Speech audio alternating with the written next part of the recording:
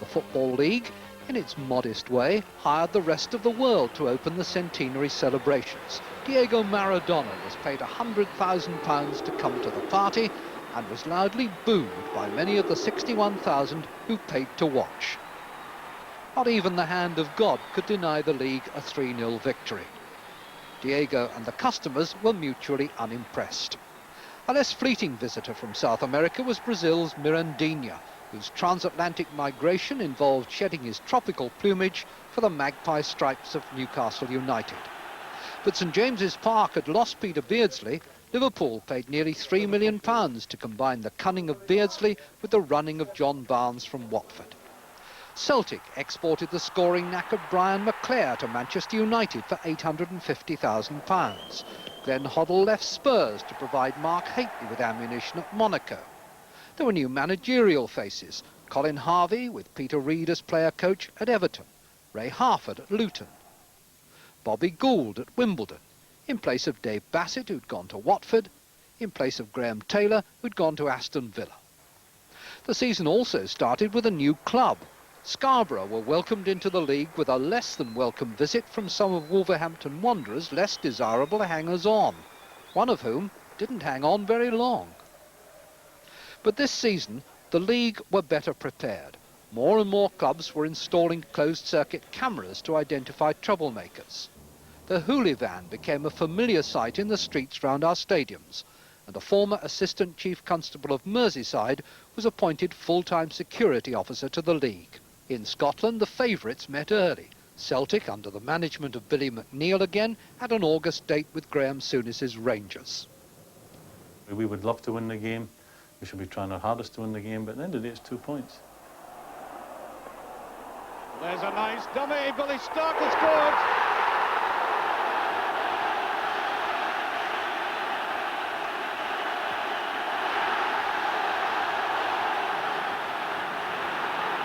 Roy Aiken incensed by that. Billy Stark had his boot off, and that will be Souness off. He's already been booked, and Rangers are down to 10 men.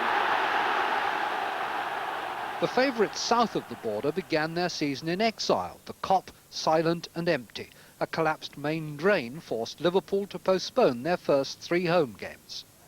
But on the road, from day one, their new men started as they intended to finish. Aldridge from Beardsley and Barnes. Manchester United opened in unfamiliar blue to take a point at Southampton. Back home, Brian McClair's first goal for his new club helped account for Watford. August ended with Manchester United on top.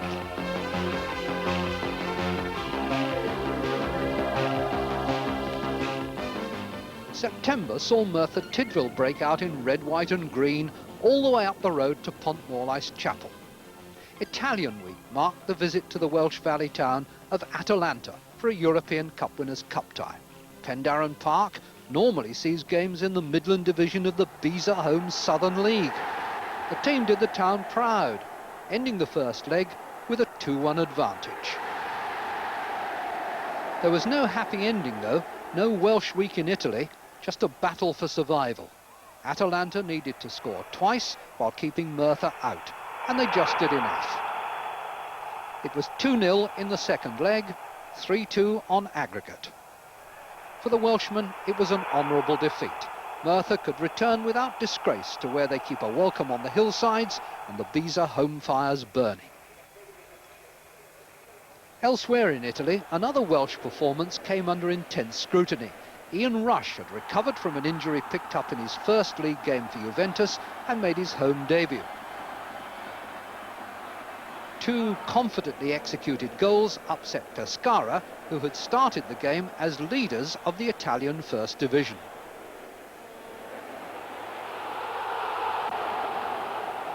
However, the best British performance in European club soccer was in the Champions Cup, where Rangers overcame a first-leg deficit against formidable Dynamo Kiev. Oh! And what a gift! What a gift Souness. Francis.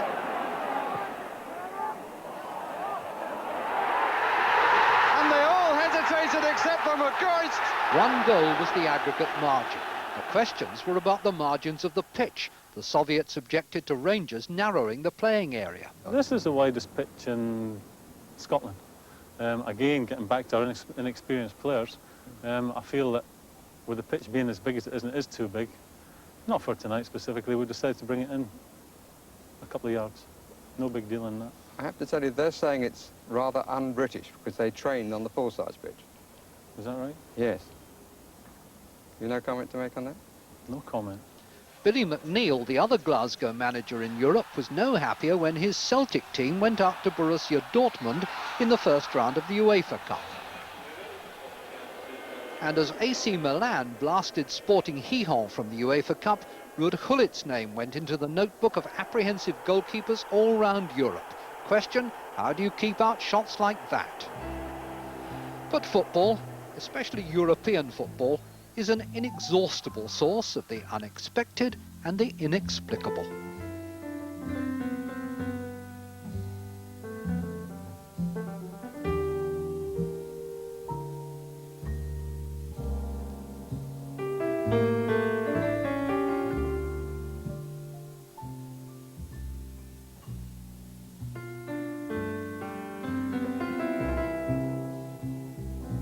First major casualty of the season on the managerial battlefield was Ron Saunders, fired by West Brom. We need a shot in the arm, and we think that Ron Atkinson, together with Colin, are the 2 men who can do it for us. While Ron Atkinson and Colin Addison talked a bright future, Ron Saunders acknowledged that for him this might be the end. I think as far as football is concerned, it could well be, yeah. But having said that, I've already had some offers in the game, I've had some offers outside the game. And it's nice to be wanted, but, you know, we'll see. I'm hopeful that we can restore quite a bit of pride and quite a bit of entertainment for the fans to come and see. But there was a comeback by the Dock. Another comeback, that is. Tommy Docherty became manager of Altrincham in the GM Vauxhall Conference, his 18th job. You know, when I went to Rotherham, we had a wonderful old chairman there called Derek Purcell, and I promised him, I said, don't worry, chairman, I'll take you out of the 2nd division, and I took him into the 3rd. Internationally, Wales felt they might be heading for the European Championship finals when Mark Hughes' goal beat Denmark and took them to the top of their group.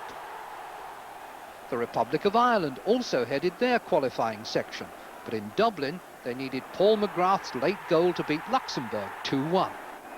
Scotland's poor form meant that only 21,000 were at Hampden for a friendly with Hungary, but they saw Ali McCoist on form as the Scots won 2-0.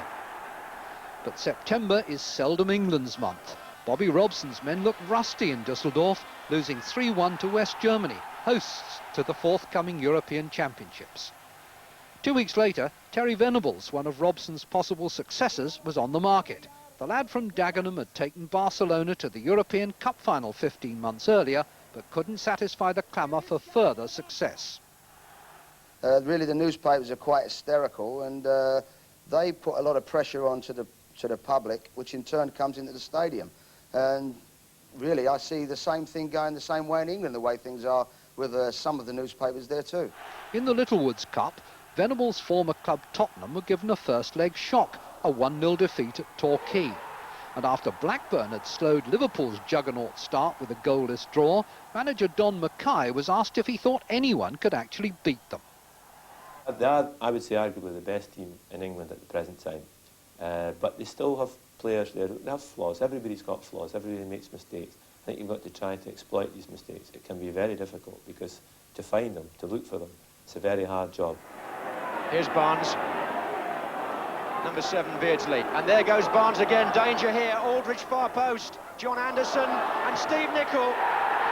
This is Venison. And here's Barnes. And Aldridge this time. 2-0. Onside, Beardsley. Nichols in the centre. Completely unmarked as yet. There he is again. 3-0. Beardsley in the middle. It's still Nicol. He's gone all the way. And that is the hat-trick.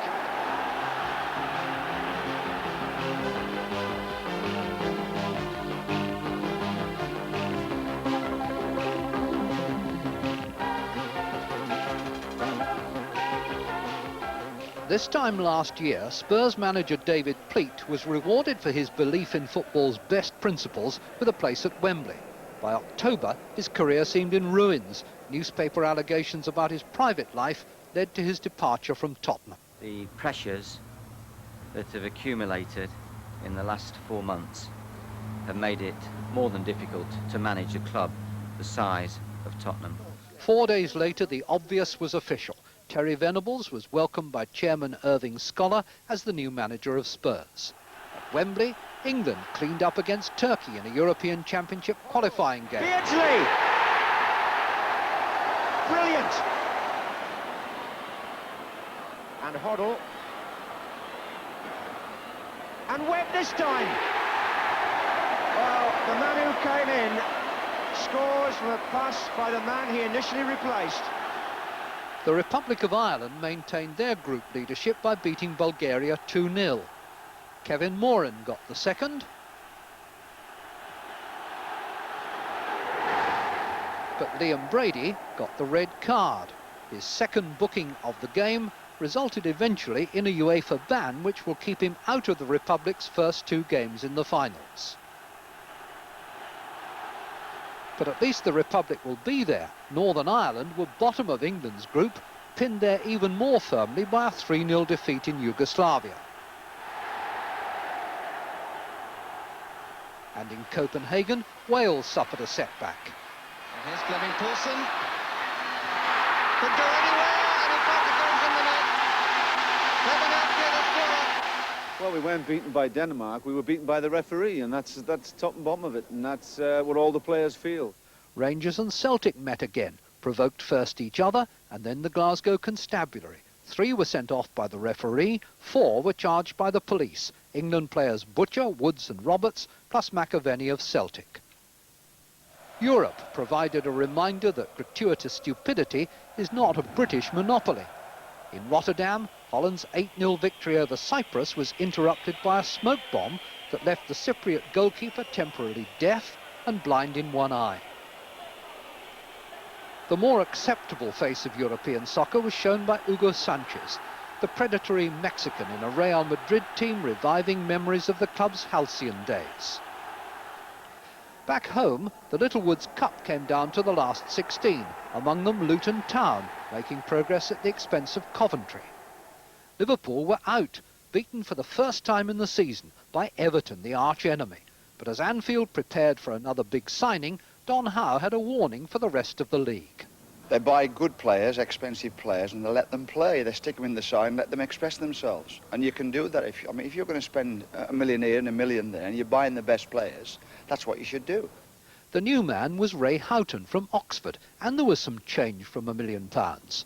The Everton defeat proved no more than a stumble in another month when the Reds rampaged. Greg Johnston! And he drives it into the top corner.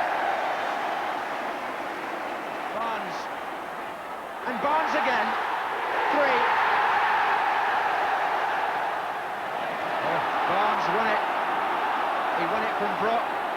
He's got Beardsley going to his left, but still Barnes. That's a fabulous individual goal.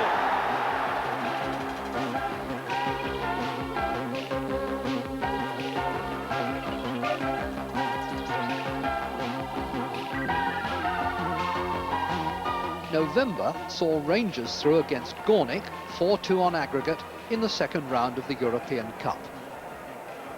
The beginning of the Poles' downfall, a penalty.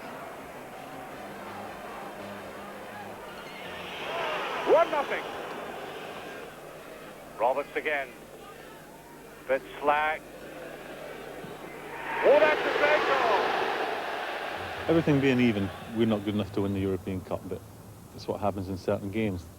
It was the likes of Real Madrid who were setting the standards soonest respected.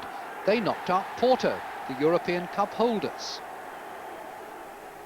PSV Eindhoven, who had a 100% record in the Dutch league, shortened their odds by comfortably beating Rapid Vienna.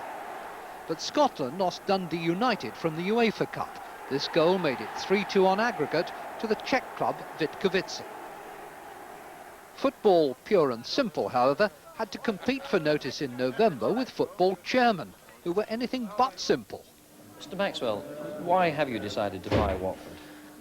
Elton John, after 11 years of superb service to Watford, had decided to pass the baton.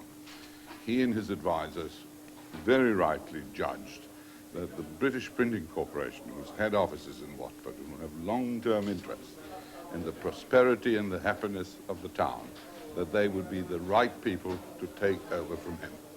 And we agreed with his judgment. I mean, it so happens that it is Mr. Maxwell who has panache for publicity, and as a result of that, because of his unique position in the media market, he's able to obtain maximum publicity for himself. But I think had it been any other individual who was involved to the extent of possibly owning 3 clubs, then the same set of circumstances would have applied. In the end, Elton John kept his shares, the league toughened the rules about multiple ownership, and Maxwell, by Maxwell standards anyway, went quietly.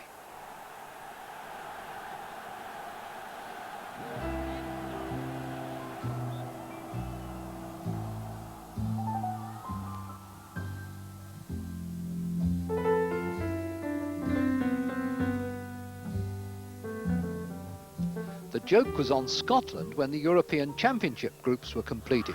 Gary Mackay's international debut goal against Bulgaria in Sofia only ensured that the Irish Republic would play in the finals. Oh, we might win it.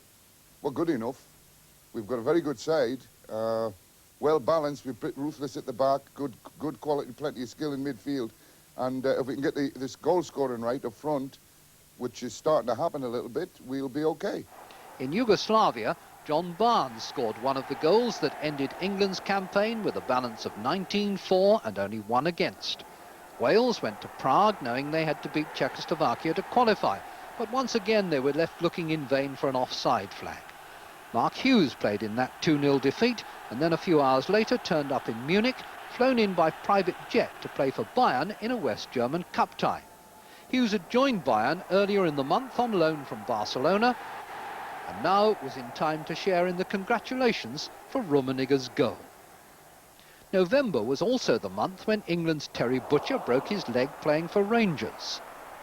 When the Guardian's Brian McAllister had the last word on an Australian brewery's bid to sponsor the FA Cup, and when Brian Clough began to enthuse about his new young Forest. So if I can hang on to what we've got, I don't see any reason at all why we can't do what we did with Forest 7 or 8, 9 years ago and what I did with Derby initially, because the ingredients are there. We've got lovely young men working with us who want to succeed. They're happy in Nottingham, and if they're reinforced with the odd player here and there, which I've no doubt there will be, then we can challenge Arsenal and Liverpool and Everton and Manchester United. There's no reason why we shouldn't. But up to this point, most of those who had ventured into the deep water with Liverpool had been severely bitten.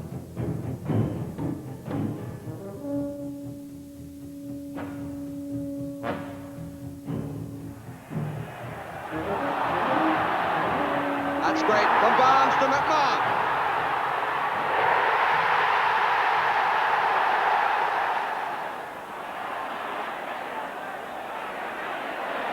Barnes, oh, lovely back heel. McMahon, Aldridge, good challenge. Beardsley! Oh, that's a lovely goal. That's a lovely goal.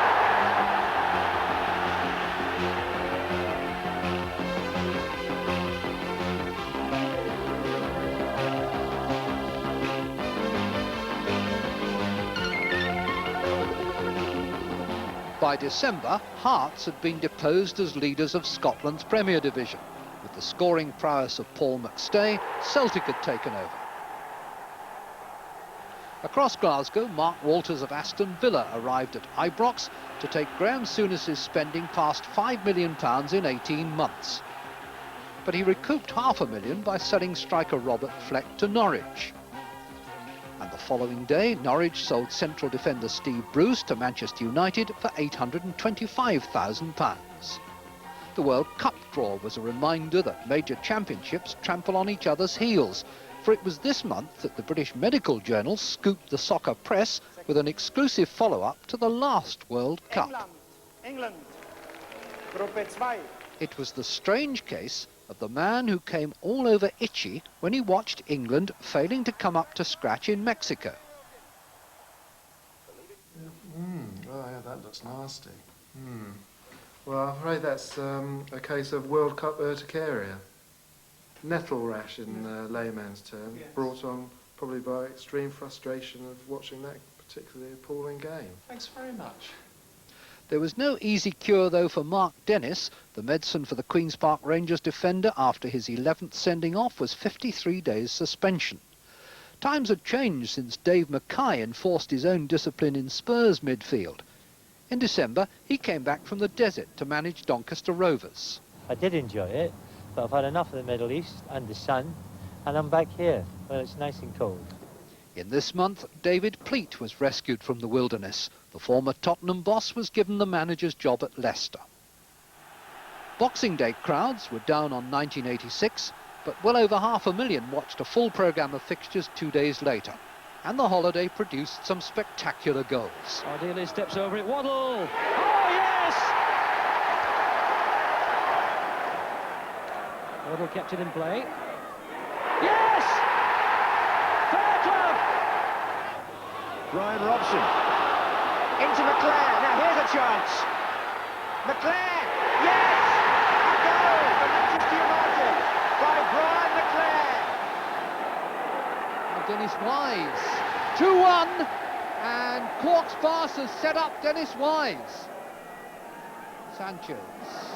No offside flag. This is Vinnie Jones. And that is 3-1. And Arsenal won't come back from that. Before, people were always thinking that, you know, there's a big secret about Liverpool, and if any player goes to Liverpool, he's going to learn the secret. You know, I've always wondered, if you go through an initiation ceremony, you know, as to find out what the secret of Liverpool is. There's no secret, you know, they just play the game simply. And I suspected that all along.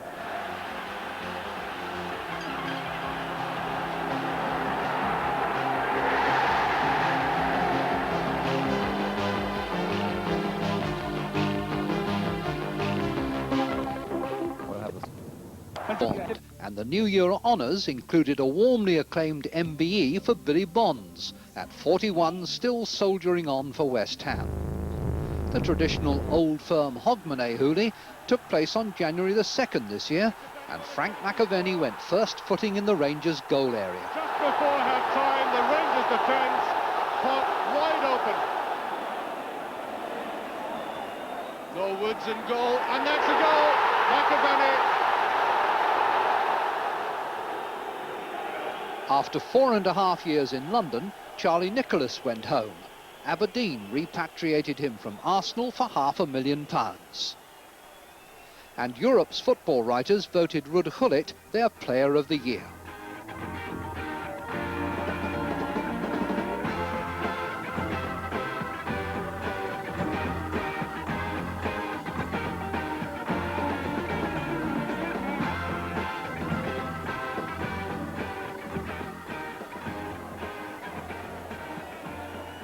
January brought cup ties. In the third round of the FA Cup, Match of the Day viewers saw live coverage of Manchester United versus Ipswich. And Moran. Oh, an own goal! Did that go in off Davray? I think that went in off Mitch Davray. Humes comes in. And tucked in. David Lowe was on the end of it, was he? Moran waiting. Anderson in with the goalkeeper. And it's a goal! In the Littlewoods Cup quarter-finals, Arsenal beat Sheffield Wednesday. Waits for Winterburn. Oh, it's in! A horrendous mistake by Martin Hodge, and Nigel Winterburn has scored a most unexpected goal for Arsenal. Everton beat Manchester City. Lovely curling cross. Sharp makes it 2-0. Oxford shocked Manchester United. They were all watching, and how they were made to pay by Gary Briggs. And Steve Foster's free kick helped Luton complete the quartet at the expense of Bradford City. The fourth round of the FA Cup saw Manchester United remove Chelsea. Whiteside, yes! Nottingham Forest won at Leyton Orient. Oh, good flick by Glover, and Wilkinson striding on, showing terrific pace. Good save, Wilkinson again. Plummer surely, yes. Port Vale pulled off the win of the round against Spurs. And Splay waved on. This is Walker. Yes! Oh, Ray Walker! And it's dropped for Beckford. Yes, Brosson! It's 2-0. And that wasn't the only upset in January. Well, I mean, Cork is easy sort of...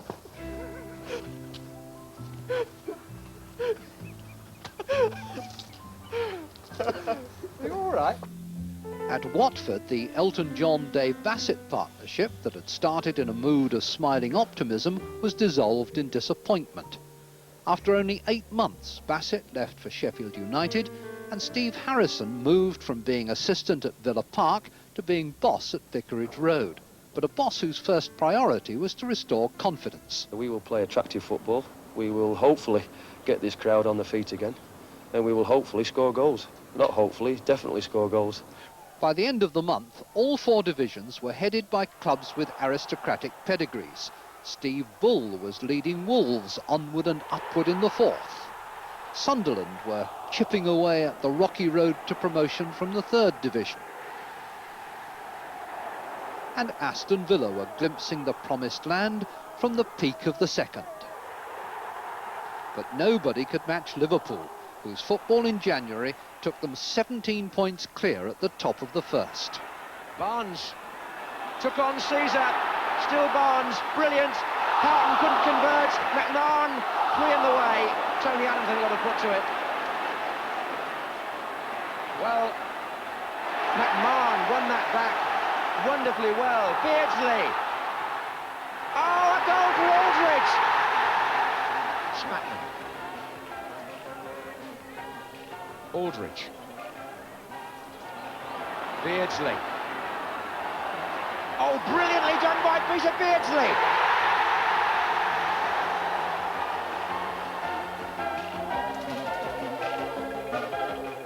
Well, we'll leave the review of the season For there. Liverpool in February, when for the first time Steve McMahon joined his teammates Peter Beardsley and John Barnes on an international team sheet when England played Israel. I think he'd like to think at Liverpool he can re-emerge as another Souness because he's hard-hitting, hard-tackling, works hard in front of the back 4, and I've actually seen him score some great goals where, in actual fact, he's actually unlocked the door. You know, he's actually scored the goal to put Liverpool in front. But while Robson prepared for the European Championships, Wales were out, and so was manager Mike England. Another February parting put a swift end to Tommy Docherty's latest comeback. Out of the Littlewoods Cup went Everton, beaten in the semi-final by Arsenal, with David Rocastle among the goals. Out too went Oxford United, victims of Luton Town, who were eventually the winners. Harford, Brian Steen again, beautifully done by Luton. Wonderful goal. In the northeast, Newcastle United's Paul Gascoigne was stepping out as one of the season's major young talents. But on a visit to London, he found himself somewhat restricted, not to say squeezed, by Wimbledon's Vinnie Jones. And when it's 12 o'clock, we climb the stairs. We never knock, for nobody's there, just me and my shadow, all alone and oh so. Long-term, Wimbledon were on a more significant collision course in the FA Cup, towards Liverpool, winners of another Mersey derby. Aldridge is there, Houghton's there! It's a goal for Liverpool! As for the league championship, the only question was when.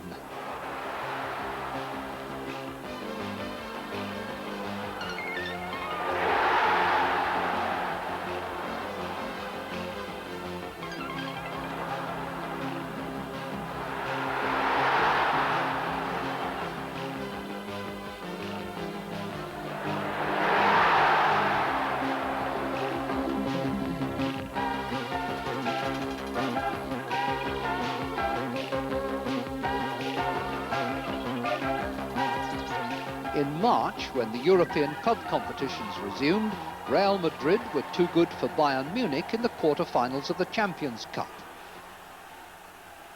But Rangers couldn't recover from a 2-0 first-leg deficit against Steaua Bucharest.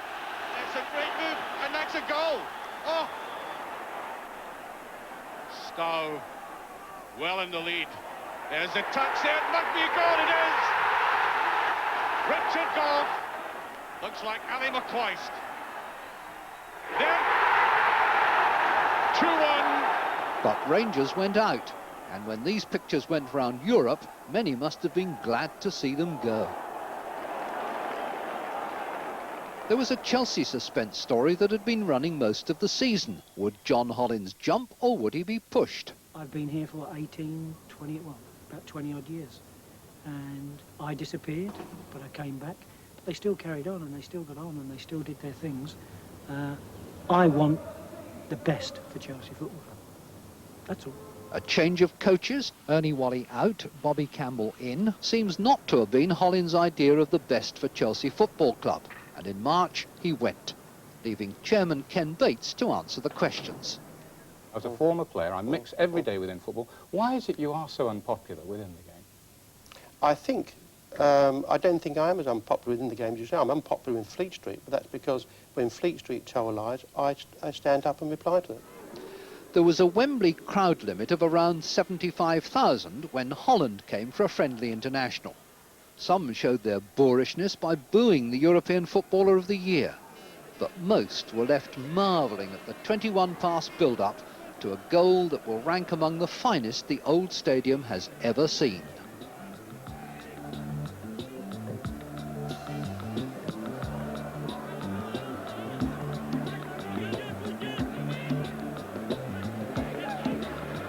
Gullit was involved 4 times.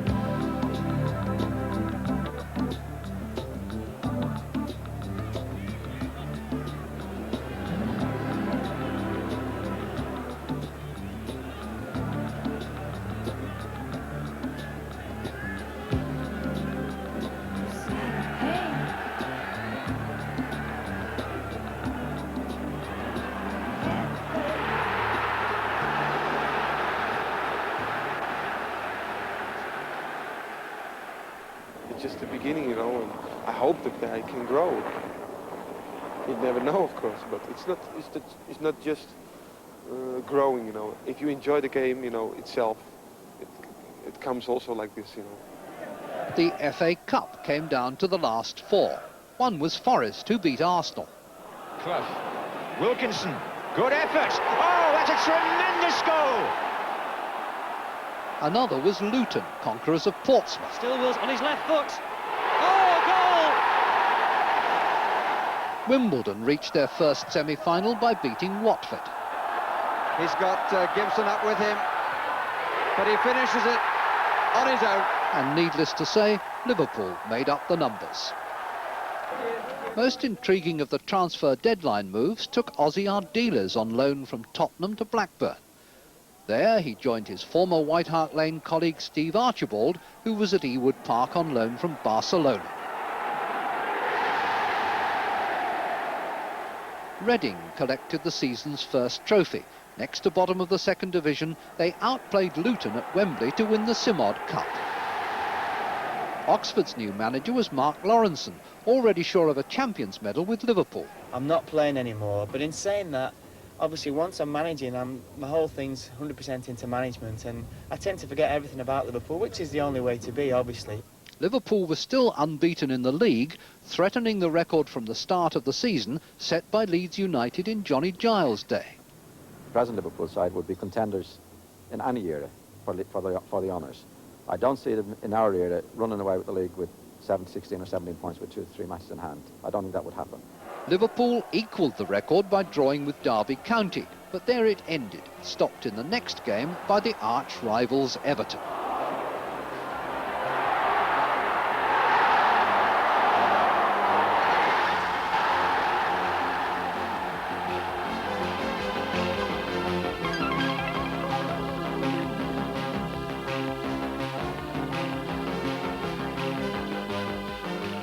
April was the month when the Football League cleared a whole weekend's fixtures to have another Wembley centenary party. Nottingham Forest won first prize on penalties, but Brian Clough wasn't there to see it. In fact, only 18,000 were.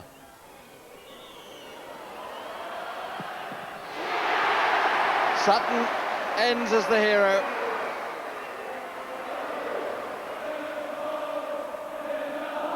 Celtic Park ablaze with colour.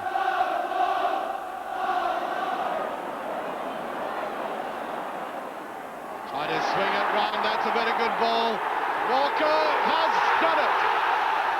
What a fine goal. Celtic celebrated their centenary by winning the championship and putting themselves in position to complete the double by beating Hearts in the semi-final of the Scottish Cup. Well, it's a tantalising one. Goals given. I think McStay put it in. And Liverpool was similarly placed in England. Barnes. Aldridge is there. Aldridge! And exactly the same again.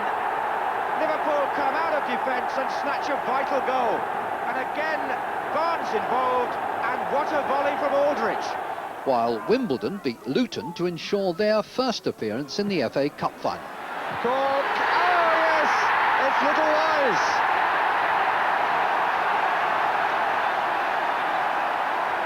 Came from nowhere as far as the Luton defence were concerned. Probably Gould there to join in the congratulations, but probably trying to tell his players to calm down. This is not a time to let the fact that you're in the league go to your head, and he knows that. Sport's exclusive right to punish its own sinners was breached when Terry Butcher and Graham Roberts had to pay in court for their part in the Ibrox fracas. While Swindon's Chris Kamara set an unenviable precedent in England with a £1,200 fine for assaulting a fellow professional on the field.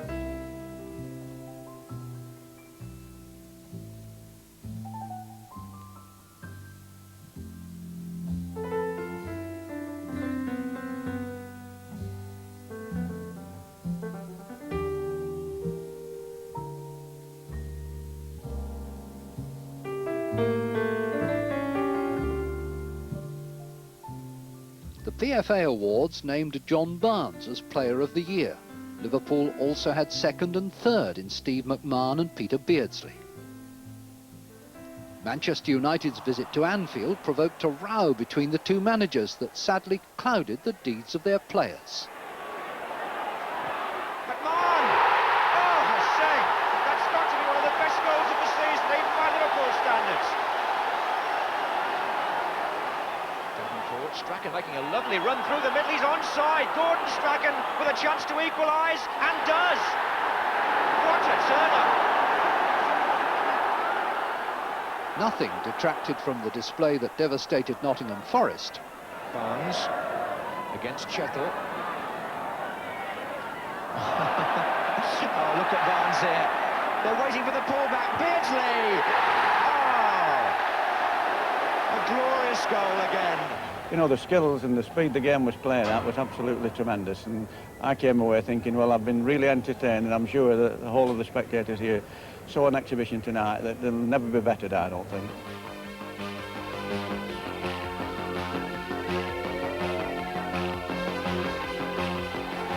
The presentation to Liverpool of the Championship trophy first won by Preston 100 years earlier began the end-of-season honours roll. As May unfolded, the closest battle of all was in the second division. But Millwall's late run made them worthy champions. Promoted to the first division for the first time, Cold Blow Lane crash and all. Aston Villa won the scramble to go up directly with them by virtue of having scored more goals than Middlesbrough. Sunderland rejoiced as their team took the third division title under the inspirational leadership of Dennis Smith. And the Seagulls took wing again.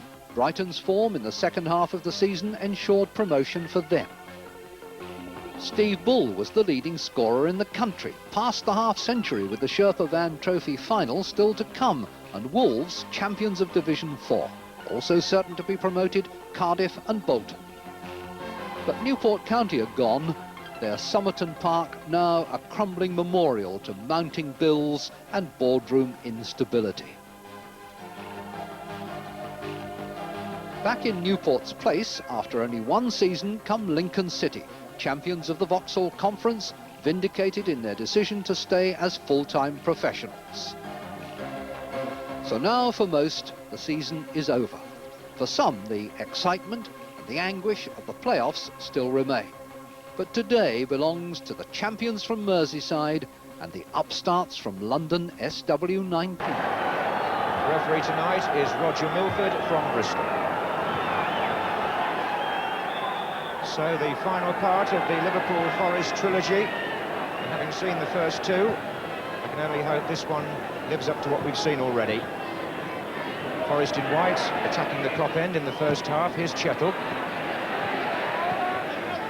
Not a lucky ground this though for Forest. They've lost on their last 6 league visits here. That's Des Walker.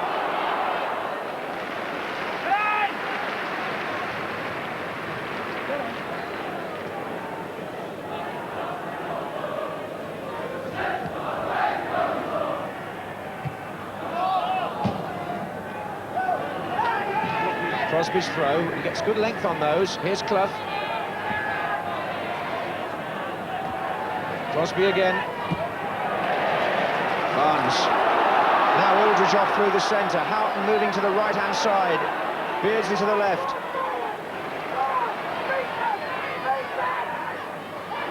In support, McMahon. Still McMahon. Oh, well played, Steve Nicol. Look at this.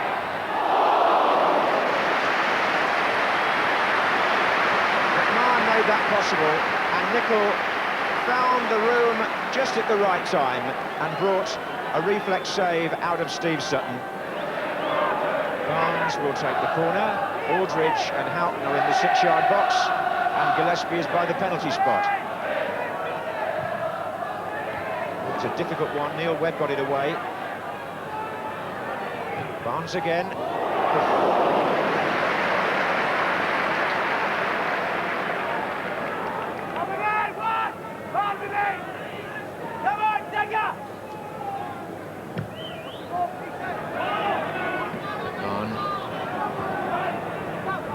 To Wilson. And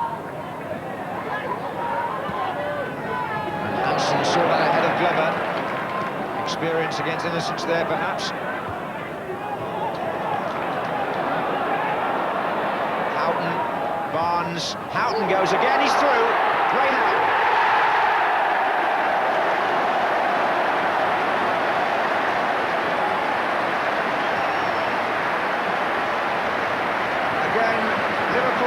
Swift interpassing carves a huge gap down the middle of their opponent's defence. Houghton to Barnes, the return ball, past the outstretched leg, and a goal. It looks simple, but done at speed, it's a great testament to the way Liverpool play. And so after 18 minutes, they take the lead. Chettle.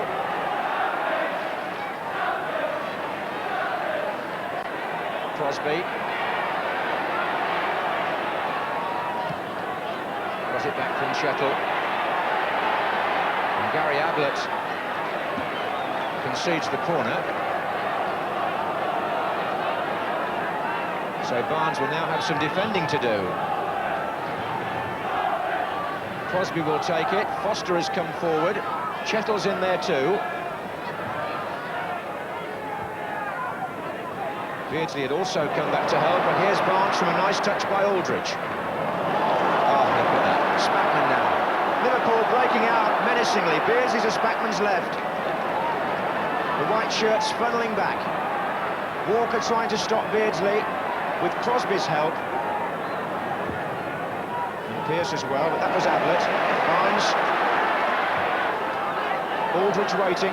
So is Nicol here. I think Forest found out on Saturday that Liverpool are often at their most dangerous when the ball is at the other end of the field. That was proved when Liverpool scored their winning goal at Hillsborough, and it was the case again just then. Houghton Everton's goal, the one by which they lead. Came off Terry Wilson to Beardsley, and this is Aldridge against Walker.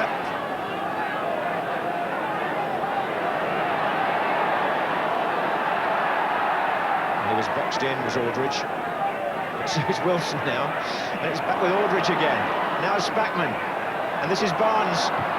Took it first time with the outside of his left foot. Such a wide range of skills that he possesses. Some players wouldn't have got a shot in here.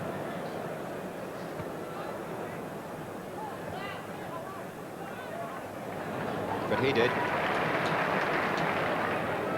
Hanson's header back. Howden to Barnes. Oh, Beardsley! Corner. Great stop by Steve Sutton. Wonderful save. And a terrific move. Barnes to Beardsley, a rifled shot, and a very good tip over.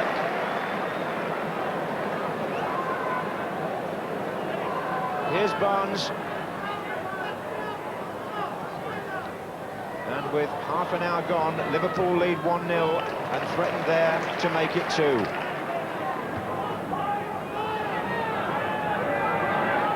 Gillespie. They come from all angles. Forest managing to repel them. Here's Webb, a good ball, Crosby. Webb. And Clough. And Grobbelaar able to make the save, but Nigel Clough struck that well. And full marks to Forest. Showing that they too can break out of a defensive position to threaten.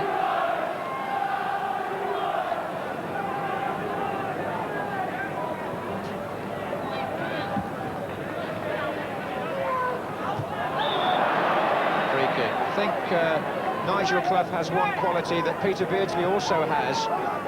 Doesn't need much time to get his shots in. And Grobbelaar certainly was extended there by the young centre-forward.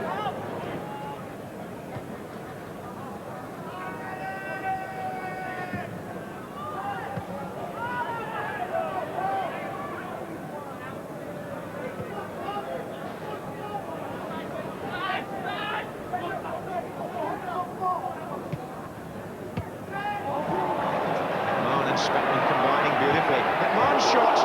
Barnes hit the post.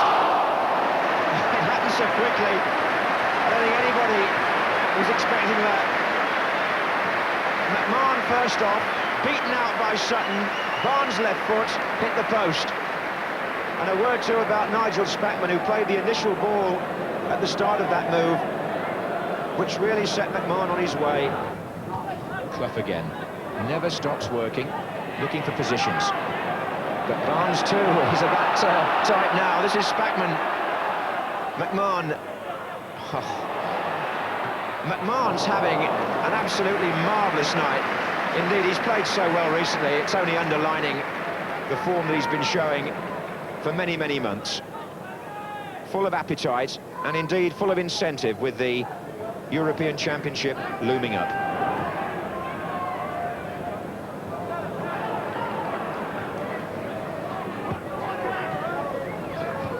From Clough to Crosby, a familiar part of the Forest pattern. He loves to knock it out to the right wing.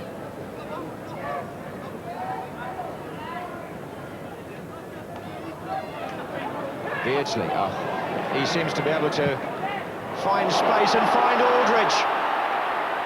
And that is another superb Liverpool goal. Peter Beardsley made it, John Aldridge scored it, and as with everything Liverpool do, it looks simple, but it was of a quite stupendous quality. Beardsley in his own half here, hits the ball, 30 yards into the path of Aldridge, who just jogs it past the keeper to make it 2-0.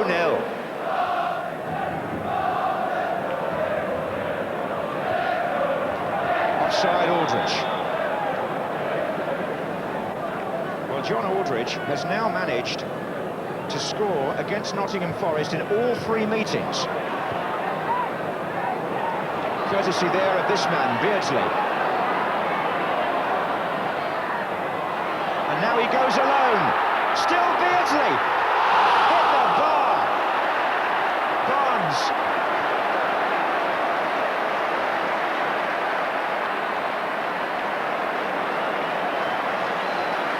Well, in a minute, applause will echo round Anfield. And it's all for Peter Beardsley. But Liverpool don't rest on their laurels. Instead, they come again with McMahon. He's looking for a free kick against Pearce, and it's been given. Well, there have been so many high points of this Liverpool season, and there's so many goals to enjoy again. But there was one that didn't quite finish in the back of the net. But what led up to it? Individual skill that nowhere in the world, surely, would you see better. Beardsley at his best. Barnes can curl it maybe from here. Short, Beardsley's flick, Houghton! There are so many alternatives. Barnes goes for the low one to Beardsley, the little flick in, and Houghton close and McMahon foiled by Pearce.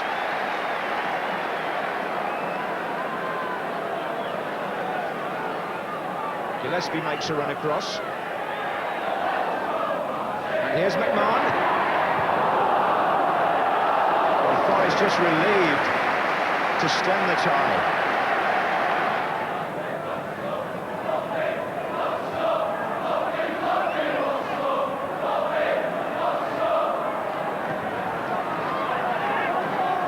Barnes. Oh, McMahon, he's put Aldridge in! And Pearce prevents what would have been another memorable goal. Could you believe the dummy by McMahon? Sheer instinct. And Aldridge just unable to finish it off.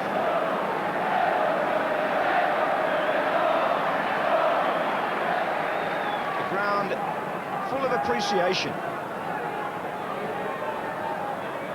Barnes.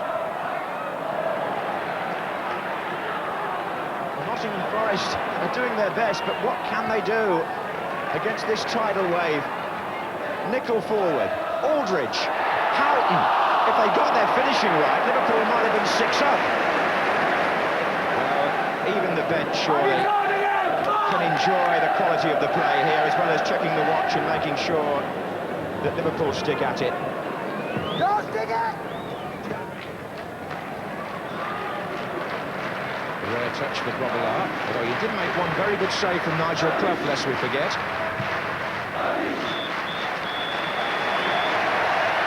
Something close to a 45-minute football fantasy. Ray Houghton was at the heart of it. John Aldridge was often on the end of it. And Peter Beardsley was just unbelievable. Liverpool applauded off. But even having seen many of their other performances this season, that in itself was something above and beyond, well appreciated by a crowd who see them go off the field 2-0 up, but it could have been many more. 19-year-old Darren Wassell comes on at half-time in place of Des Walker, who had a recurrence of his ankle injury early in the first half and soldiered on until half-time under quite a handicap. There was a quote from the Real Madrid coach Leo Beenhakker at the weekend when Hugo Sanchez scored an amazing goal in Spain. And Beenhakker said they should have blown the whistle, finished the match, taken the teams off and cracked the champagne because it was that good, nobody could follow it. Well, if Aldridge goes on scoring goals like the one tonight and the one last Saturday, they'll think about doing that at Liverpool. It has been champagne stuff virtually all through the season.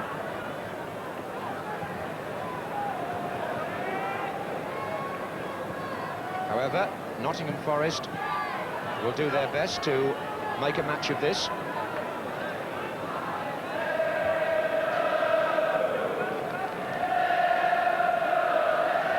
There's Wilson. I think Forest Forest will see this season as part of the learning process for their young team.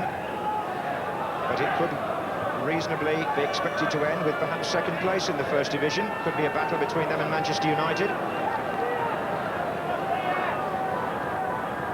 But for his team, the Championship beckons. Wassel with Aldridge. This is Glover. Webb, Wilson, Pearce. Quite a spirited start here by Forest to the half. This is Clough. And it was Houghton that got back to make the challenge. A goal kick's been given, which seems to have surprised Nigel Clough. I have to say, from my rather long-range position, it surprised me a bit. Neil Webb put a lovely ball through. Nigel Clough was onside. Perhaps he felt he was fouled.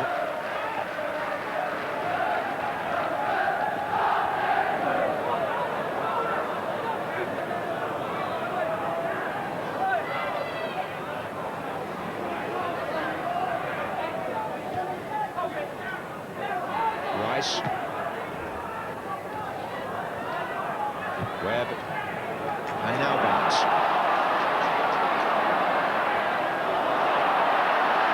Just sit back and enjoy this. Aldridge. McMahon.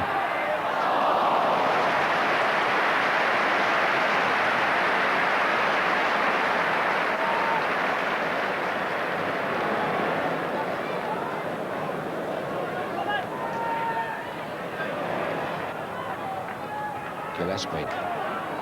Spatman. Back to Gillespie. Only Aldridge forward at the moment. And referee decides that Glover caught Gillespie as he had the shot.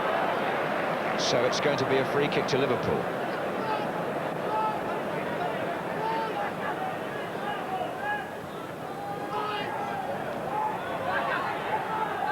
Nicol. And Houghton. Aldridge is in there. So is Beardsley here. Still Beardsley. Good save by Sutton. Beardsley denied after more trickery in the penalty box. Spinning virtually on a sixpence there. Barnes working it to Houghton. Aldridge. Gillespie! Decisive finish. And the move so fast from the corner that all Steve Sutton had done earlier was wiped out in another bewildering piece of Liverpool football. No wonder the goalkeeper shakes his head. And after 58 minutes, Gary Gillespie makes it 3-0.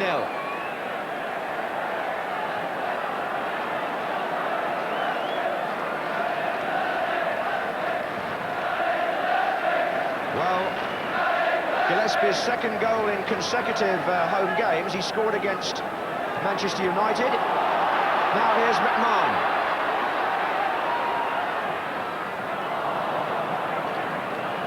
Ray Houghton was again instrumental in that move.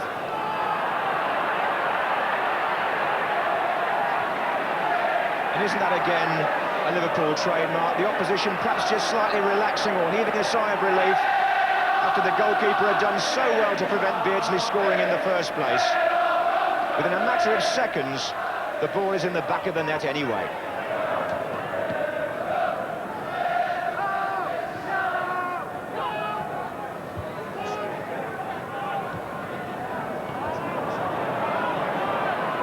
It's Gillespie's tackle. Liverpool need just one goal now to equal their best of the season. They've had several fours, but never more. Here's Wilson. Pearce. Oh, well played. Stuart Pearce again. Crosby coming in from the far side. Glover tries to get there, and Gillespie clears. And just look who kept the ball in there. Peter Beardsley on the far side, even though Ablett couldn't. Glover. Oh, what a good effort that was by Neil Webb. He struck that ever so well. Out of very little, really.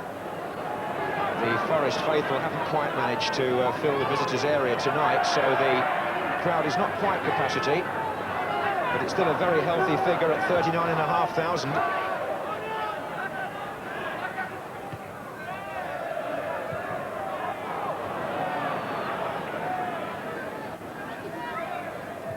Football is so crisp and clean between these two teams because passing is the name of the game for both of them. Ray Houghton finding Nigel Spackman. Barnes against Chettle. Oh, look at Barnes here. They're waiting for the pullback. Beardsley! Oh! A glorious goal again for Liverpool. And the England forwards conspire to produce another marvellous moment. Barnes through the legs of Chettle, past Crosby, pulls it back, and Beardsley drives it unerringly into the corner to make it 4-0 on 79 minutes and get the goal that his performance so much deserves. And a substitution by Liverpool as Steve McMahon, who did take a knock, comes off and makes way for the last 10 minutes or so for Jan Molby, who's being watched by his national team manager, Sepp Piontek.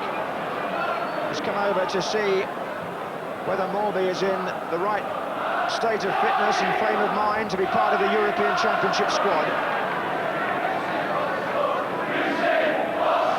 As the fans swap chants and wave to Bruce Grobbelaar, they'd like to see Liverpool run up their best total of the season. Here's Spackman. Barnes. Spackman goes again. Houghton! There's a good chance. Another scintillating move. Nigel Spackman thrusting forward, playing the 1-2 with Barnes.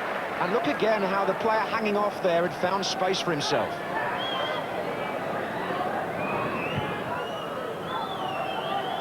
Aldridge chasing here, came off Foster. Chettle. Well played Spackman. And Beardsley, and Spackman. And Aldridge! It's 5! And Aldridge is counting up the goals against Forest. Here we go again. Beardsley, Spackman, Aldridge, and nothing Wassell or Pearce could do about it. Scenes of celebration, and richly merited. And the Liverpool anthem booms out again. But it surely hasn't saluted a more complete side than this. Crosby. Foul. John Barnes on the edge of the area on Gary Crosby in injury time. Clough and Pearce behind the ball.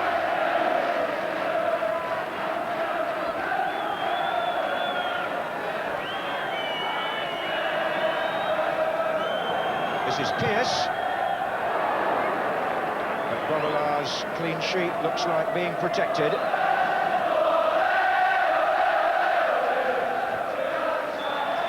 A thunderous cheer for another championship performance from Liverpool.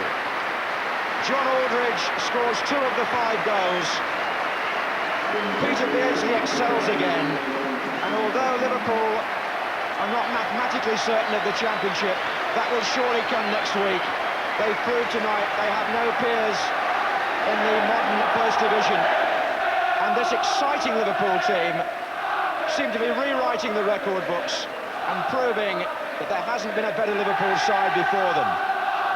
Certainly many of the fans feel that, and they continue the mood of celebration as they savour the... To short with the difference at Old Trafford. No. Here it is No again. goal given, but a 50-yard effort that will be remembered here as much as the goal. Red robe. Oh, good goal!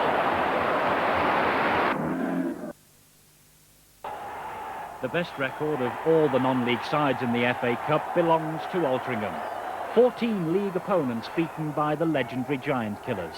They might be leaner and younger these days, but they all remember the goals of Jackie Swindles. Heady days for the Robins, like 1975 at Goodison Park.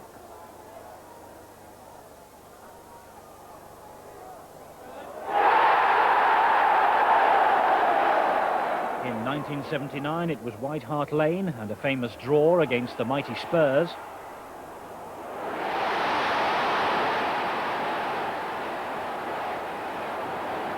And in 1981 they were at Anfield, with Captain John King summing up their cup-fighting spirit. So I think what it is, I think a lot goes down to being in here as well, you know. You know, the heart. If you want to go out and have a go, you go out and have a go. You know, it's like if you're fighting a guy, you know, you're not going to let him knock you all over the place. If you've got a bit of that in you, you'll get up and have a go back at him, won't you? 1988 finds King back in charge at Moss Lane for the second time. He returned to a struggling side at the beginning of September. His record since, one defeat in 13 league games. Hey, tell him what foot you want on. And in the Cup, Lincoln City became the latest league side to perish, courtesy of John Timmons' first half goal that just squeezes in. While in the second half, Ronnie Ellis, first with a close-range header and then with a volley, sealed another memorable win.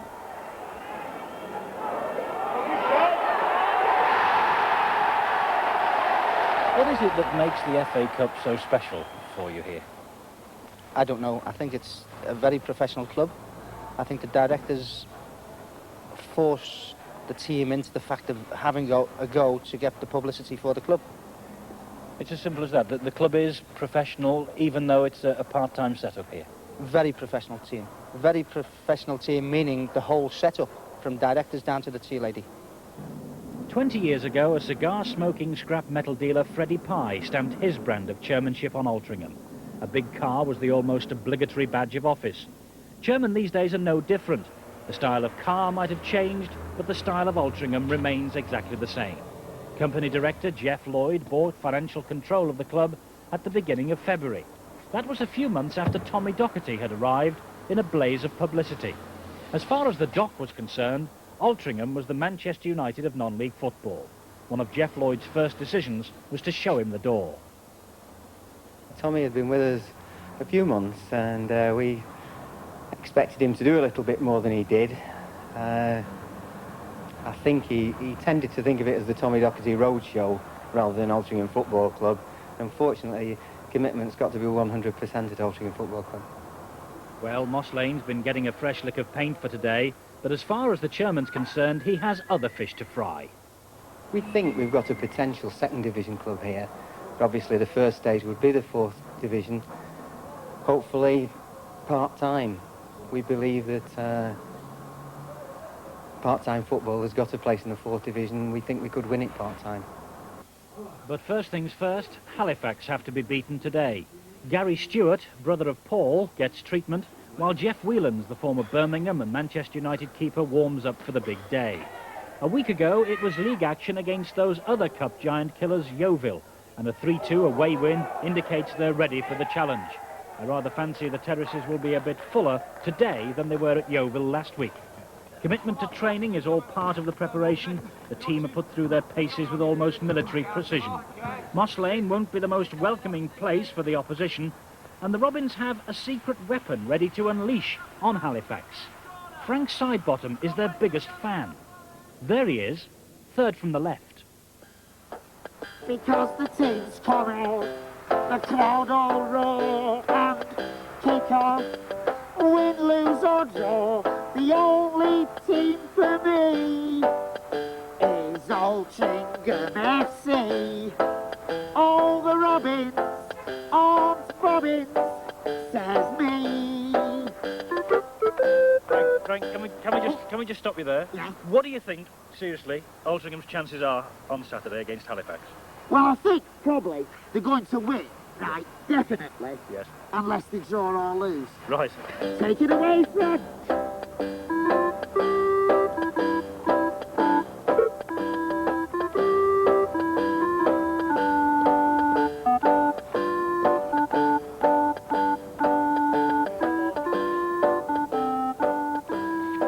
Well, you can hear that Match of the Day tune for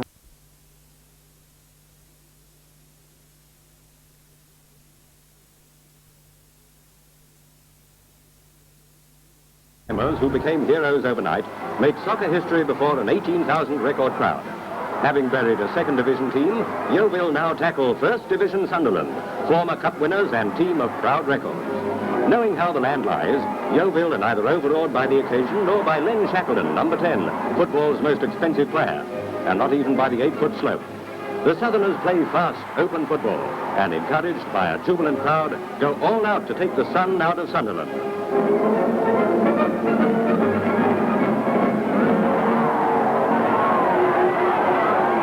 And in the 28th minute, the unbelievable comes true. A well-judged free kick by Stan Hickman sends the ball into the Sunderland goal mouth. It bobs around dangerously, comes loose, and with a quick turn, skipper Alex Stock slams it in. 2-1 to Yeovil and through to the last 16, but who did they draw? None other than the cup holders, Manchester United, who in front of an 81,000 plus crowd played Yeovil on Manchester City's ground, and they showed no mercy.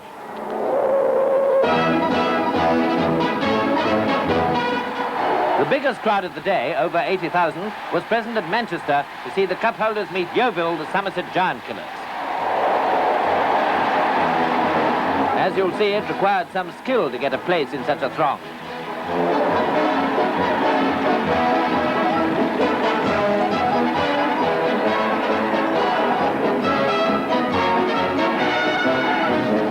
Yeovil supporters were optimistic. It's reported, by the way, that about a third of the population had gone to Manchester for the match. The enthusiasm at any rate was well up to Wembley standards. Manchester United kicked off, Yeovil in dark shirts with light sleeves. I'm afraid the Somerset team had really met its match this time, and the cup holders had plenty of shooting practice. They scored 4 times in the first half. Rowley got the first. Soon afterwards he got another. And now his hat-trick. Burke gets his first.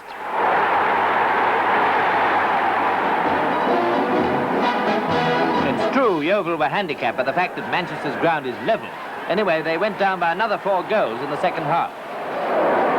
Burke gets his second, 5-0. Rowley's fourth, 6-0.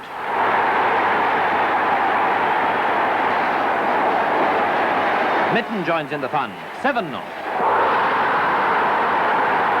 And Rowley once again. Ah, no, Yeovil, you don't go to Wembley via Manchester.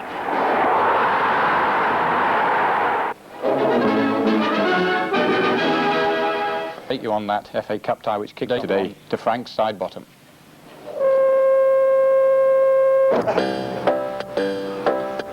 Oh, football! Focus is really fantastic. It's a really fabulous show. It's better than Saint and Greasy. I've told you so that you know that football focus is really fantastic. Take it away, Frank.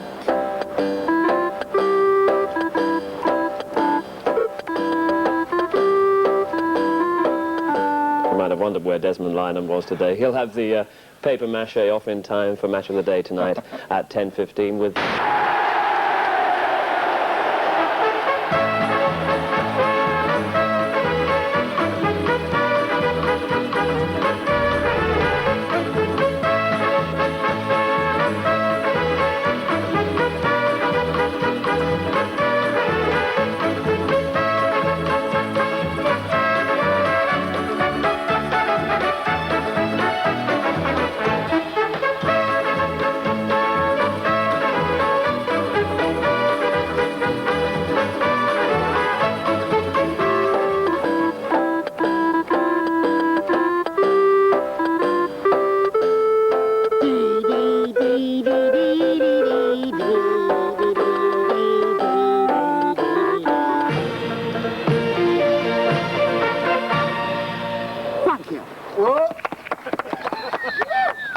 Thank you. Well, the FA Cup's for extroverts on and off the field. Now, 5 straight wins. Jeff Whelans was out to help extend Altringham's record number of cup victories for a non-league club. He once kept goal for illustrious neighbours Manchester United. Oh, well saved by Jeff Whelans. In goal for Altringham's opponents, Halifax today, Paddy Roach. Roach, too, has a Manchester United pedigree. Well turned over indeed by Roach. Yeovil are the main team who virtually expect to get as far as the third round of the Cup at least. Altrincham have got as far as this second round for 10 of the last 11 years. Their opponents today, Halifax from Division 4, who, despite a lowly position, are still that division's leading scorers. To Moss Lane now, Altrincham v Halifax with John Moss.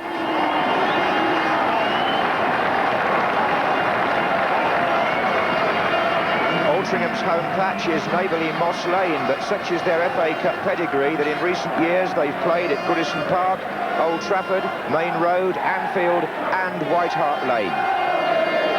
And the Tottenham connection is strengthened by the presence at centre-forward of Gary Stewart, the elder brother of Paul of Spurs. Gary is a laboratory technician making parts for spectacles, while his striking partner, John Timmins, supplements his football income by working as a postman. Well, they're hoping to deliver Altringham's 15th Football League scalp as this GM Vauxhall Conference club play in the second round of the FA Cup for the 10th time in the last 11 years. Number 6 there, Ronnie Ellis, scored twice against Lincoln in the last round.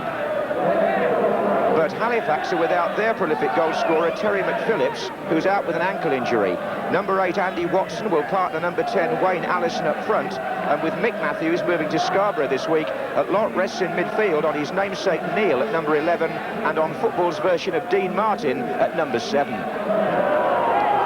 One of the great characters of non-league football, the Altrincham manager here, John King, who's played and managed a winning team at Wembley in the FA Trophy.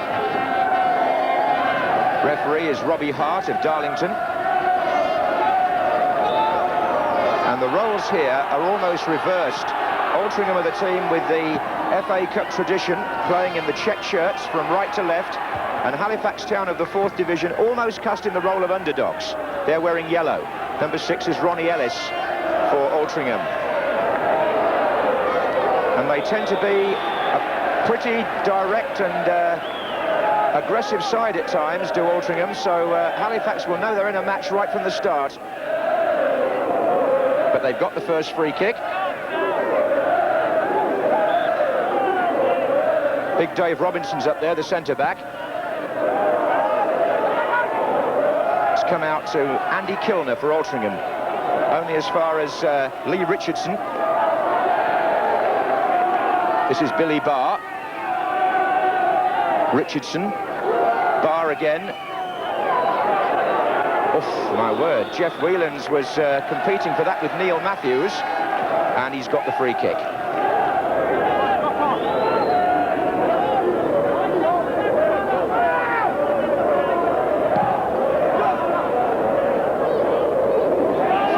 Stewart, here's Timmins! First clear opening, and it fell to John Timmins.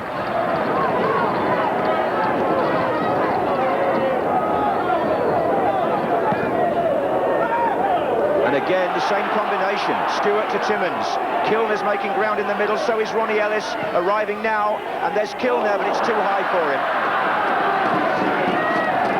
The two front players getting together. Stewart feeding Timmins. This was the first one. Straight at Paddy Roach.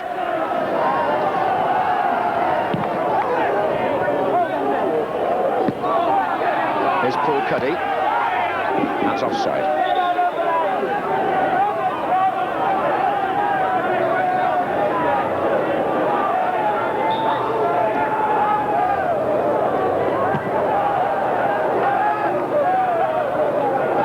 Bramall. Cook. Almost fell for Allison. Farrelly got a foot in. Stewart. Well, he's putting himself about a bit, is Stewart, but Halifax have won that particular contest. Hedworth to Watson, taking on Cuddy. Corner given.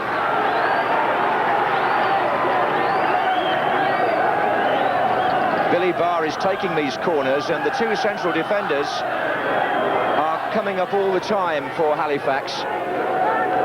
both pretty deep at this moment.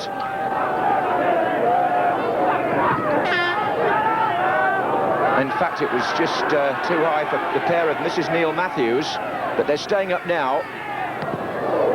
Oh, good drive. He's got a good goal-scoring record, the Halifax number 11, Neil Matthews. And he showed why then. Jeff Whelan's had to be alert.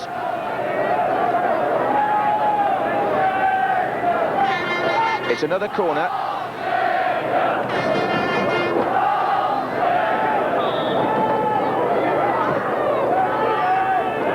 And that's Bramall. And Watson! And was it over the line? They're saying no. Very, very close. But the man on the line, it may have been Cook there, I think.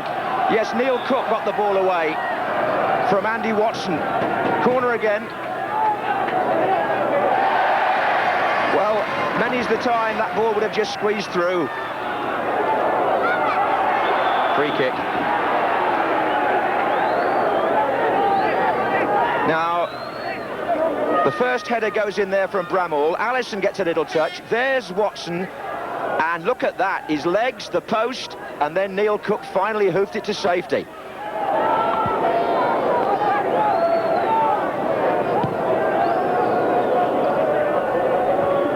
On by Kilner. Bit of hesitation as Timmins goes in, and Robinson concedes the corner.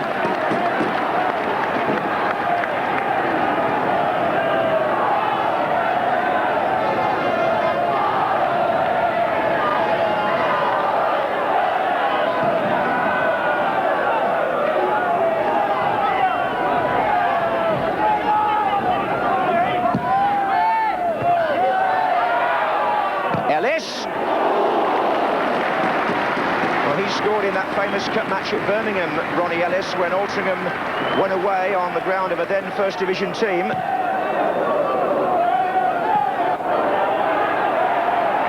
Forward by Cuddy.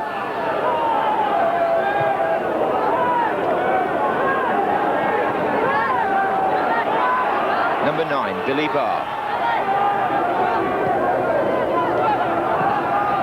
Gets it back from Lee Richardson. Allison waiting on the 6-yard line. It's Richardson again. It's nicely done. And here's Watson. And it's going to come back to Richardson. Dribbles past Kilner. That's brilliant play. Oh, what a pity for Halifax. He didn't get the pullback right. Hedworth.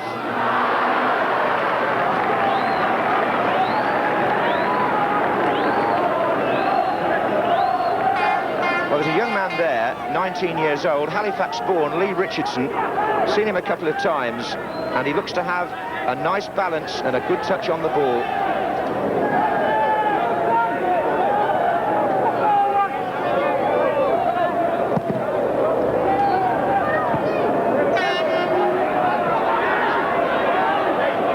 Lee Richardson.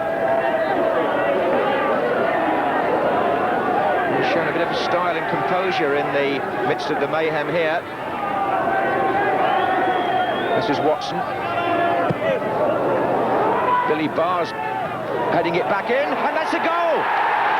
And he did head it back in from an almost impossible angle.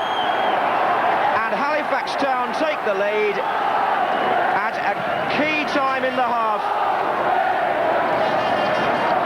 And quite how Billy Barr got that in, well, maybe we shall tell from here. It's Andy Watson with a beautiful deep cross.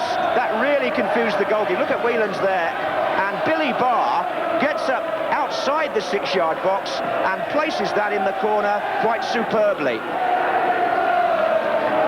Well, the 4th Division side have taken the lead.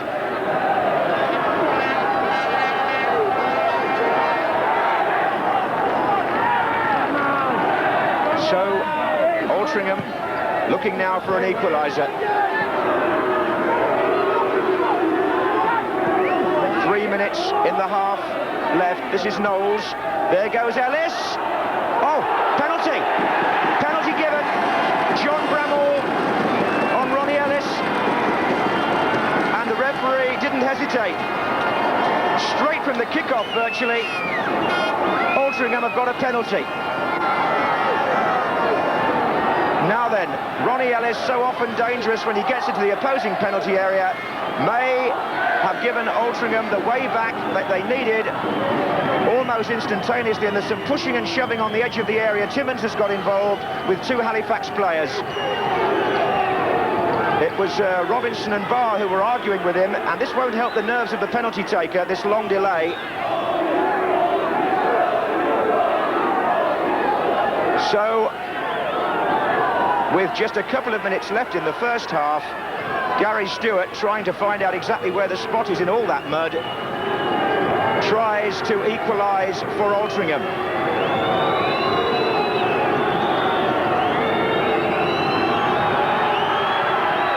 And fails. Well, Gary Stewart puts the penalty wide. To the delight of the Halifax fans behind the goal, one of whom virtually caught it, I think.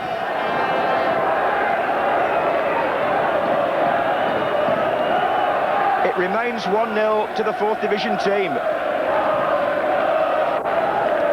So great excitement here in the space of 2 or 3 minutes.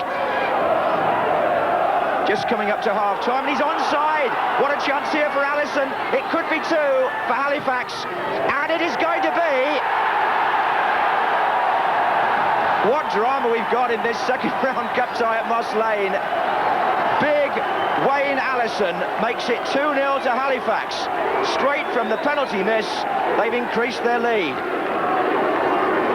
The linesman's flag stayed down, and Allison took on the keeper, and although 2 defenders were running back, he put enough weight on the ball to send it into the net.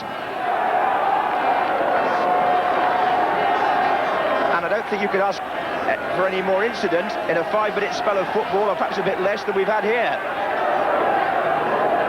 We've seen 2 goals for Billy Ayres' team. He's pointing there, and is in between. Altrincham missed a penalty. And Allison now looks for Watson. And they've got players to spare again here. It's Lee Richardson's up there. And the non-leaguers at this moment in time are all over the place.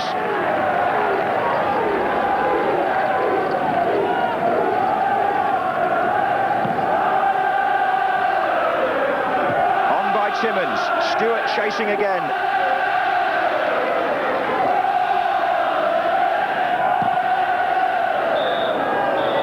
Well, it all happened in the last 5 minutes of the half. Wayne Allison scored the second goal for Halifax Town after Billy Barr had put them ahead, to the delight of the travelling fans, and in between Altrincham missed a wonderful opportunity to equalise when Stewart put the penalty wide.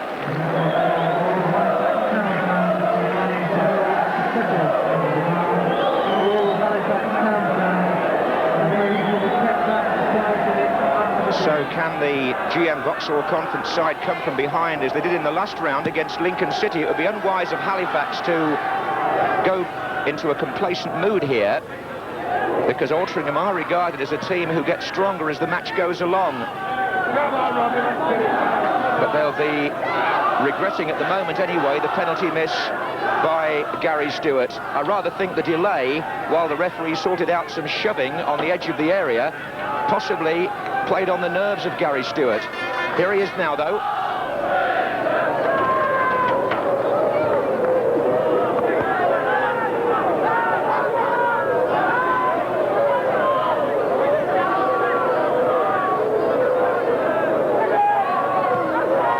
This is Johnson, the right back. Not a bad cross, actually, and Halifax will need to be aware of that. This is Cook. And they've started well here, Altrincham. Came in at the far post behind Ellis, and neither could make proper contact. A really bold start to the second half from Neil Cook. He did well to get a cross in here. He got past Horner. Ellis, number 6, was hopeful. Too high for him, and Kilner drove it into the crowd.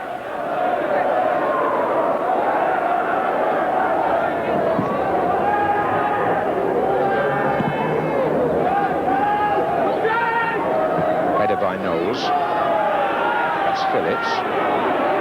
This is Matthews.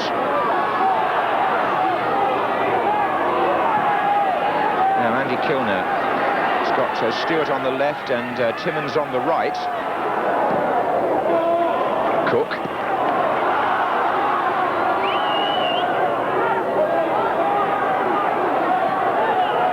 Knowles.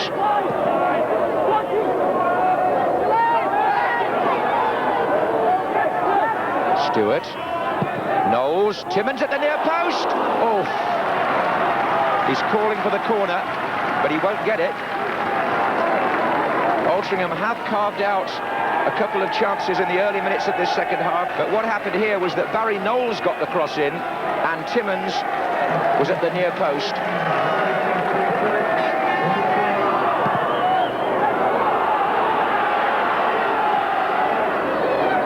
Watson with Cuddy.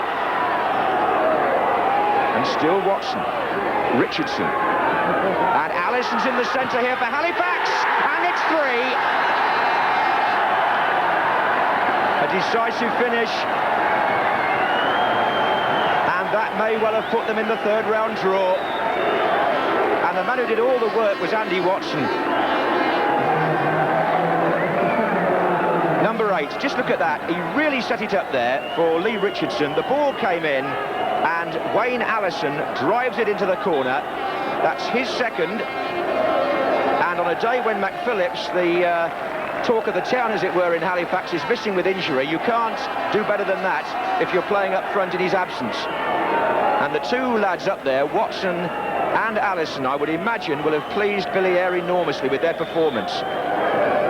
They've really done him proud up there.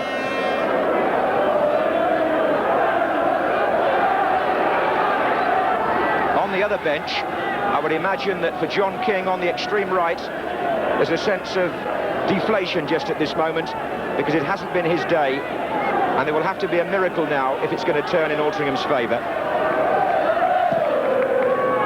Good ball forward by Stewart, but again, Robinson, ever reliable, clears the danger.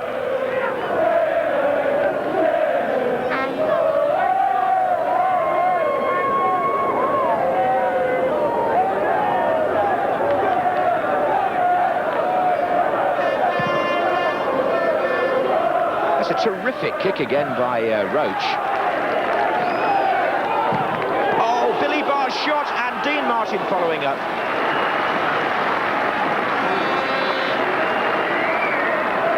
Billy Barr, having had the first shot, goes chasing back to defend.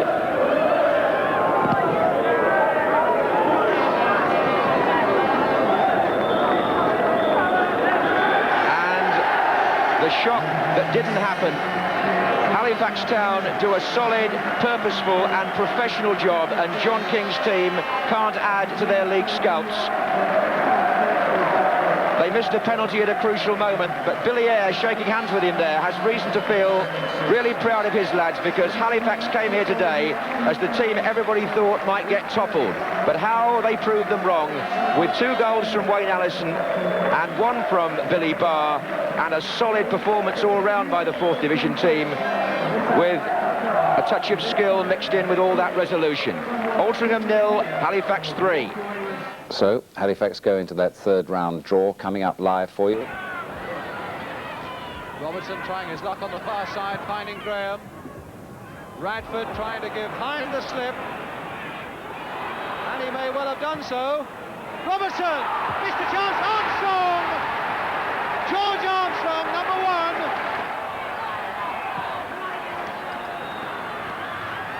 And now, Callis going in, and they've equalised! Bartram has equalised! Obviously badly needing a win to lift their morale a little bit, in the same way that Arsenal are, surprisingly finding themselves at 14th in the First Division to Palace's 18th. Here's McNabb putting it across, Radford in! And there it is by Radford! Armstrong with the corner for Arsenal. And Radford again getting in, flick in, a goal! Off Radford! His second goal of the game, and Arsenal's third. Radford going in again. And again. And now George Graham. A little 1-2, a chance for Graham. Oh, a magnificent goal by Graham! What a superb goal by Graham! George Graham. And Armstrong gone sprinting in. Beautiful play by Arsenal. Oh, and a magnificent goal by Radford. Oh, a tremendous...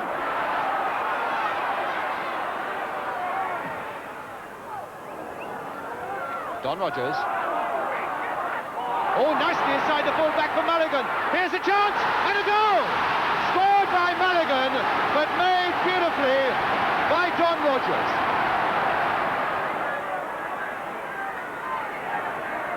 Oh, played inside for Mulligan. And another goal! Paddy Mulligan's second.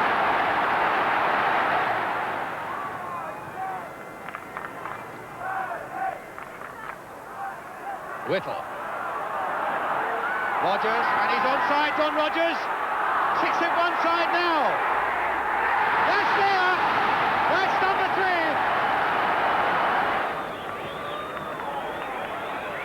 Here's up. And Whittle goes on.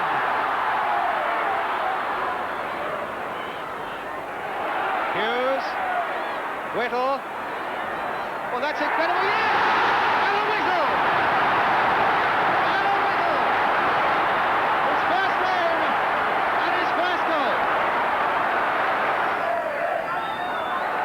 Coming in for Palace, and this has been their greatest afternoon, and there's Rogers. Will this be 5? It's going to be 5. It is 5. Ron Hunt, and now Gillard. Marsh was calling for it, and a slip there allows Marsh to go in. A goal by Marsh. What a goal! And now Mike Ferguson with the corner. Clement right up there, as you'll see. Marsh getting ahead to it. Oh, Rodney Marsh! A second goal to Marsh. Pumped in there by Thompson for Latchford. Surprising how much time Latchford was given. Summerhill! Oh, magnificent save! And a goal by Latchford. Campbell. Oh, good play there by Ferguson. Flick forward now for Morgan. He's got Marsh over on the right. Here's Marsh. And a tremendous break by Venables now. Oh, and a good... Is it a goal? It is! A goal by Venables. Beard right out there still. Malcolm Beard. A little chip through there for Summerhill. Taken well on the body twice. But past that goal, Latchford! Oh, a goal and a good one. Beautifully made, though, by Summerhill for Latchford. Venables shielding the ball well. Ferguson to pump it across again, and McCulloch goes in! So the new boy gets a goal, Andy McCulloch. Summerhill harried and hustled all the way by Clement, and hustled into an error, and Ferguson is right there in the middle of it. Will it come through to Marsh? Oh, look at that for skill by Marsh! Oh, and what a goal! Rodney Marsh! Tudor, well done for McDonald there. Nice bit of play by Tudor. Beautiful ball there for David Young. It's a penalty. It's a penalty, no doubt about it. So here's the chance now for the man we spoke about at the beginning of the programme, Malcolm McDonald, to write his name into the book. 24 minutes and 20 seconds gone, and Malcolm McDonald, on his debut at St James's Park, scores his first goal and United's first goal of the season. McDonald with the chance to make it that. There it is. And McDonald scores his second. Tudor going forward in the middle. Now McDonald, chance. Oh, what a goal. What a goal. It's a hat-trick from Marlin. Dixie Dean's a great one to Dalglish. McDonald. Slap back, Parlin. Parlin's goal. That's Quentin Young. Here goes Con. Con off on his own.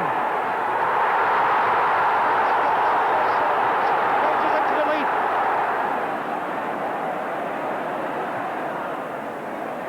Johnston. Johnston did well to Douglas Deans. Kirk stopped it on the line. Rangers Rangers 2-1 ahead. George Conley to take this kick, and he rarely misses.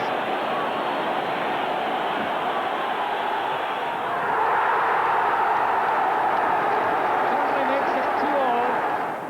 McLean taking this kick. Score 2-all. Conley covering. Touched it. Lawrence held off him for a moment. Now there's a bit of space for Lampard. Chipped it again towards Brooking. And it's there! Brooking has done it! It'll come to Brooking. He's played it on to Robson, who's onside. Oh, and he let it go a yard too far. Oh, but a great goal! Keith Robson!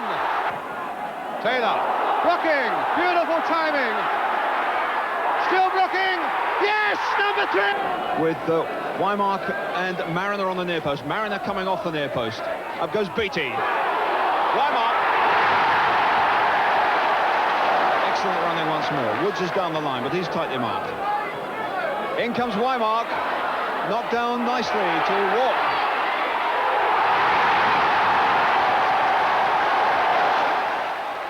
And out here, there's a lot of freedom for Mills behind.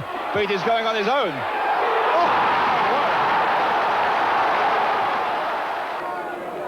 Truitt doing well to get that one against Osborne. Burley keeping it in well. Wymark to Mariner. What a beautiful opening. Oh, what a goal! Forward goes Mills. Giles takes it off him, but Walker's in there hard. Wymark and Mariner waiting for help. Mariner on his own. Oh, what a goal! Truitt with Osborne.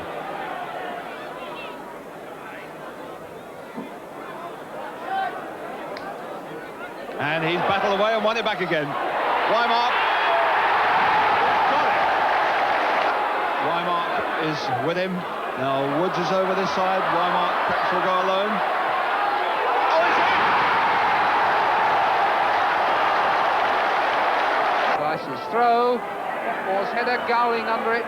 Worthington now from Gowling's header, and Worthington, and what a beautiful Worthington goal!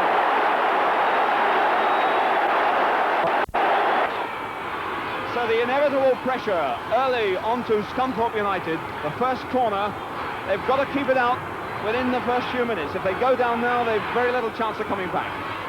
Here's Coleman with a kick, and Prophet and Warboys are coming in, and Whittam. Shot the line, Whittam getting it, Whittam again, it's in! Keegan and Cassidy on the far post for this chip. In comes Cassidy. Cassidy will get this one. Deere calling for it, this is Stephen Deere. It's there! Rustling on the goal line. In comes Cassidy. Cassidy! It's there! His time was a 22-year-old Scot called Billy Rafferty, signed from Coventry City.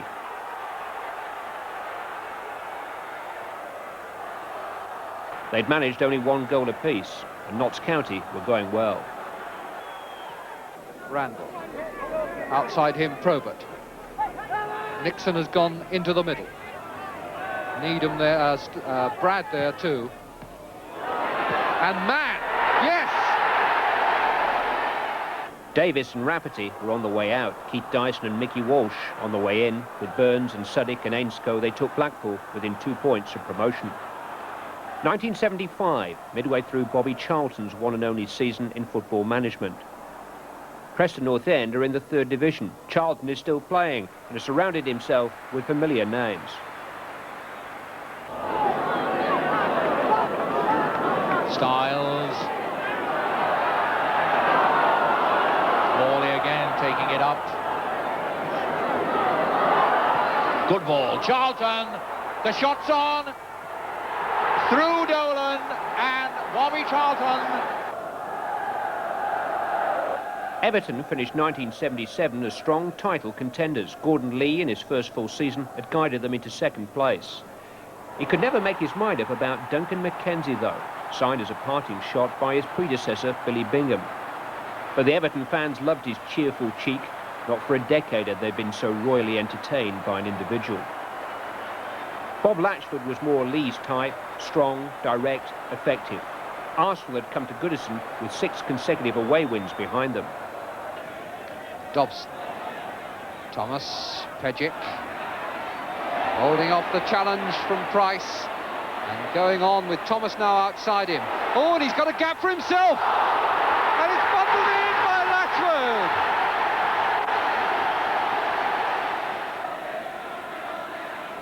Nelson would have preferred to have the advantage there. He didn't seem at all pleased when the referee called them back. But Simpson has crossed well and Young has met it. And Wood has made a fantastic save. King. Mackenzie. And King again. And he's found the net. Everton couldn't catch Nottingham Forest. Latchford scored 30 league goals, but Mackenzie was to leave before the end of the year, and Lee's days were numbered from that moment on. 1979, Manchester City at Leeds without a win in 2 months. They turned to a famous face from their glory years. Malcolm Allison's first game back, his title, coaching overlord. Tony Book was still the manager, but Allison was in charge. He inherited a team containing names as prominent as his own in City's recent past. Barnes, Watson, Shannon, Hartford, Owen, Kidd. By the end of the year, he'd sold the lot.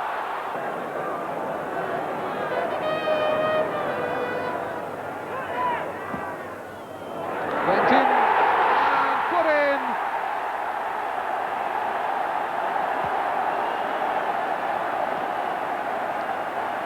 Hawley the scorer.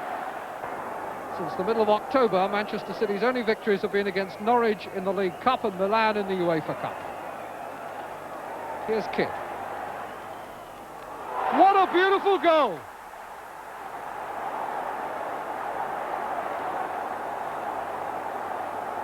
What a magnificent shot from Kidd. It brought Malcolm Allison off the bench, and it has brought the City fans to their feet, and well it might. Good sprint.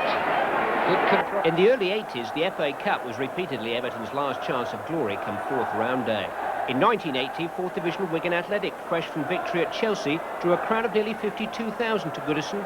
In their team, stalwarts such as Derek Brownbill and Tommy Gore. But no amount of cup fervour could shake Everton out of a run that took them all the way to the semis. 2 seasons earlier, Big Bob Latchford had scored 30 First Division goals, but he got more in the cups than the league in 1980. His new partner was Brian Kidd. With his 4th big club, Kiddo was on the way out, leaving for Bolton at the end of that season. Kidman. Stanley.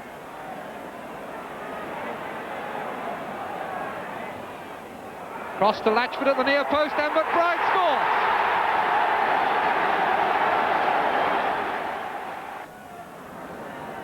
John Brown just organising the men around him. McBride swings it over under that crossbar, and Latchford scores, and that will settle it now. Bailey takes the throw to Stanley. He's still on the far side of the penalty area and calling, but McBride plays it in low to Kidd.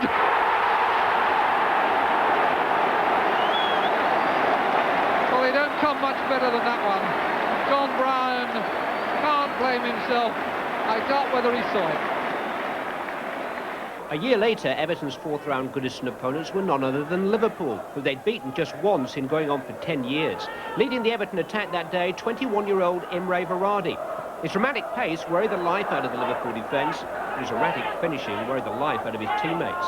Would he be hero or would he be villain?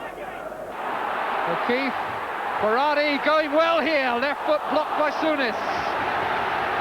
First threatening move, and lovely and fluent it was too from Imre Varadi. Lyons, Hartford, on to Easter, who is onside and has a clear chance. Will it go in? Was it in? It is now. Cohen. Dalglish. Oh, a nice turn. And the shot went through the goalkeeper's legs and out for a corner. Still Case. The booing won't put him off. Eastoe, a nice little touch, and Verratti, a good stretch.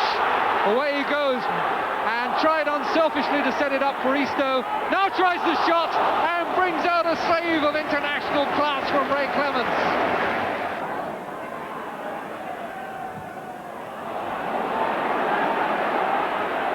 And here's the second surely now from O'Keefe, or has he pushed it too far wide?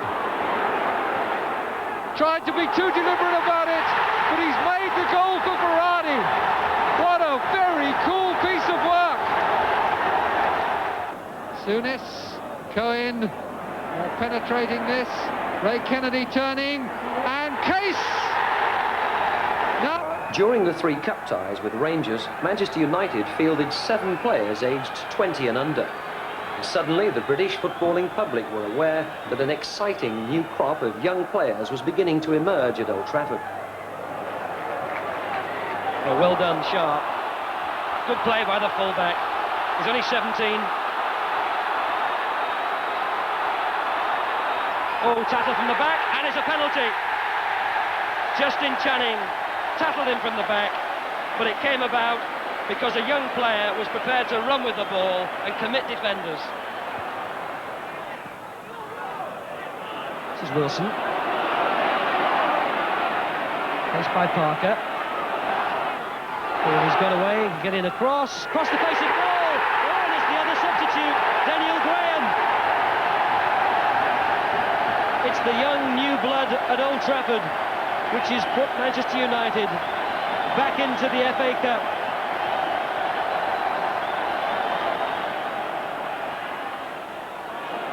Donachie again coming forward for Manchester United. Hughes. Oh, for Gill, this will be a cracker!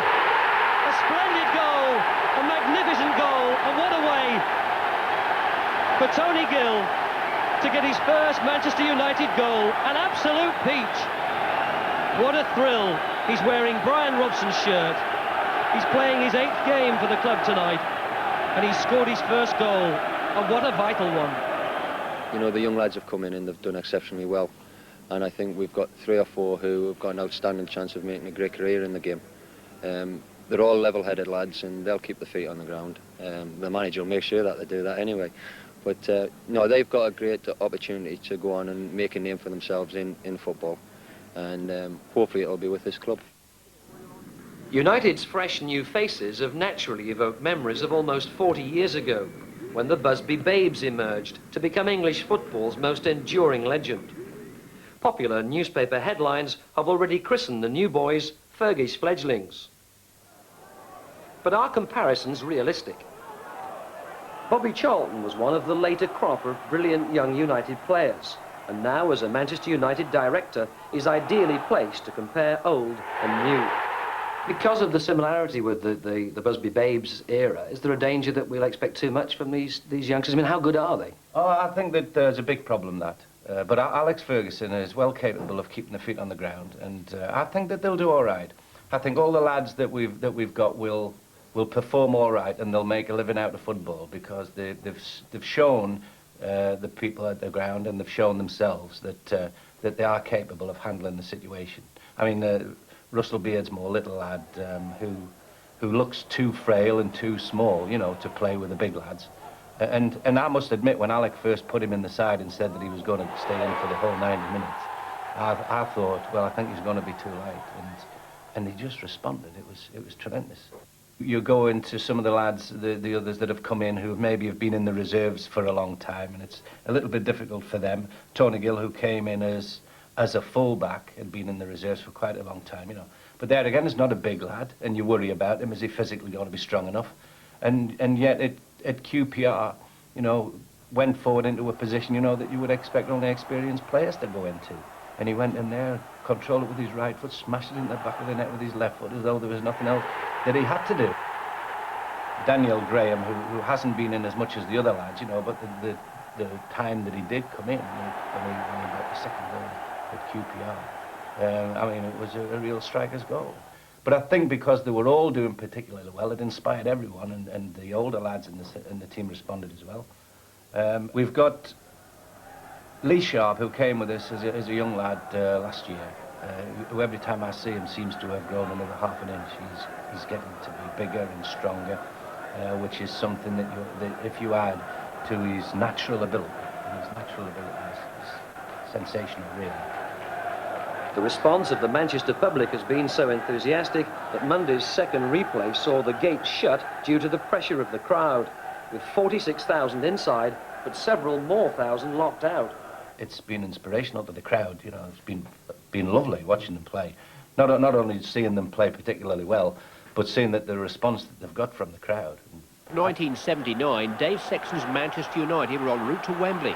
Nearly 52,000 saw their FA Cup quarter-final at White Hart Lane. 20-year-old Gary Bailey had recently succeeded Paddy Roach as United's first-choice keeper. He would remain so for 7 years, peaking just as Shilton and Clemens cornered the market in caps. Bubbly Mickey Thomas was the new man on the left. On the right, Steve Coppell was already in his prime, a fixture in the England side. He'd restored the winger's place in the game by adding willingness to wiliness. And now Nathan. One ball hopefully played forward in the air. And in fact, Spurs get a free kick. Kick not taken from the right place. I thought there isn't a great deal of profit to be had with McQueen so dominant in the centre of that United defence. Played in the air, there's a fair chance he's going to win it. Except that O'Guinness has won that one.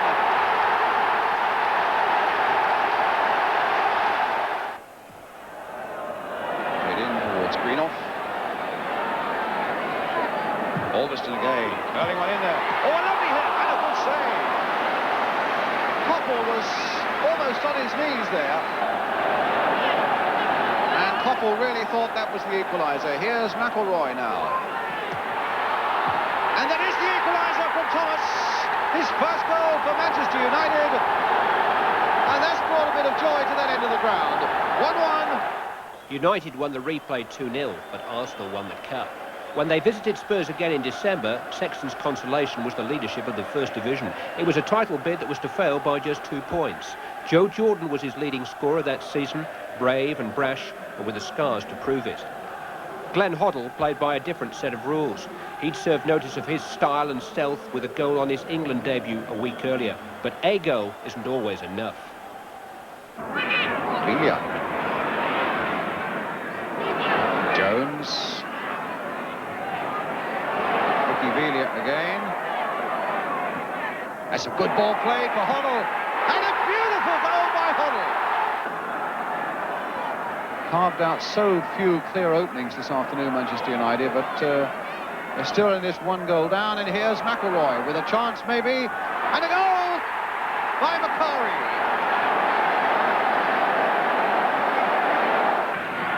And now Ashley Grimes for Manchester United. Macari. Grimes sticking out the long leg, just finding Joe Jordan, who was fractionally onside. Thomas trying to come in there, and Coppell with an open goal. 2-1 to Manchester United. 2, and Manchester City, who'd missed out on the title by just 1 point the previous season, are in mid-table. The Old Brigade are still in residence. Francis Lee had scored 33 First Division goals the year before. Summerby and Bell are still around too. But a new element had been added earlier in the year. The mercurial Rodney Marsh had arrived from Queen's Park Rangers with a full repertoire of West End stage tricks. His party lines never quite went down as well with audiences in the Manchester Football Theatre, and he left them for America with some performances to remember him by. Book. Jeffries again. Lee clobbered from behind, and Hunter spotted by the referee. Quarter of an hour we've been playing, no goals, and City now with a free kick just outside the box, but not until Mr. Kirkpatrick has had words with Alan Hunter.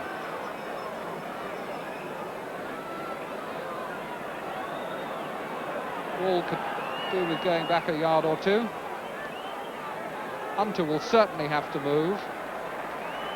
The covering Best's left upright. He's taking the right side of the goal. Lee. I doubt very much whether Best would have seen that if he'd been 10 yards further back. That was an astonishing goal. Biljan nodding it on for Johnson, and he's got it this time. Took it beautifully.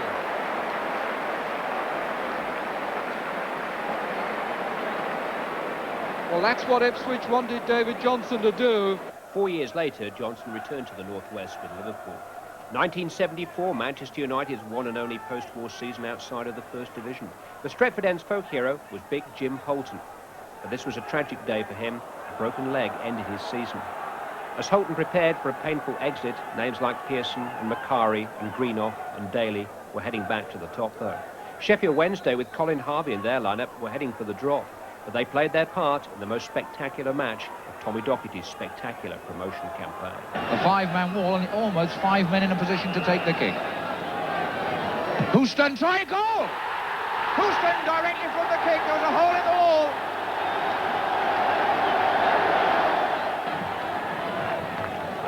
Good corner. It's a goal! The United defence caught flat-footed by David Sudley.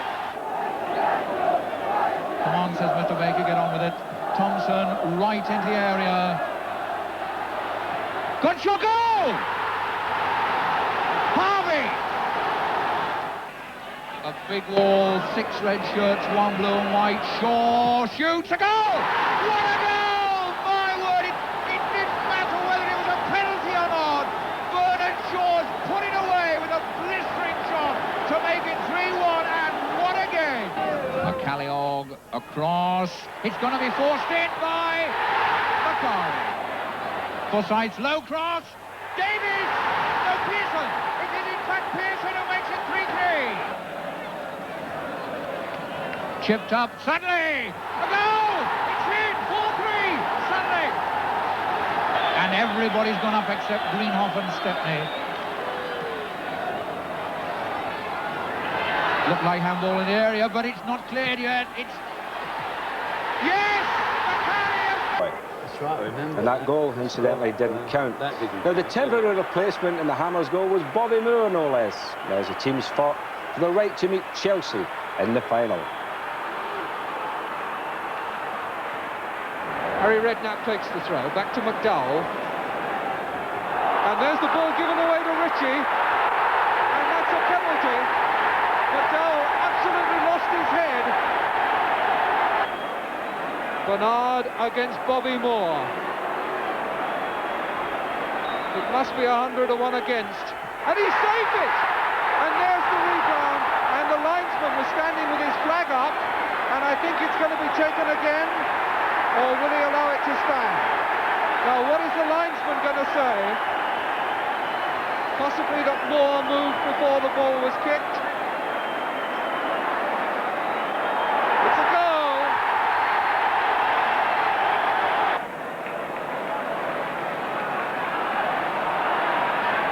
Bonds. He's still going, and he's found space, and it's deflected in.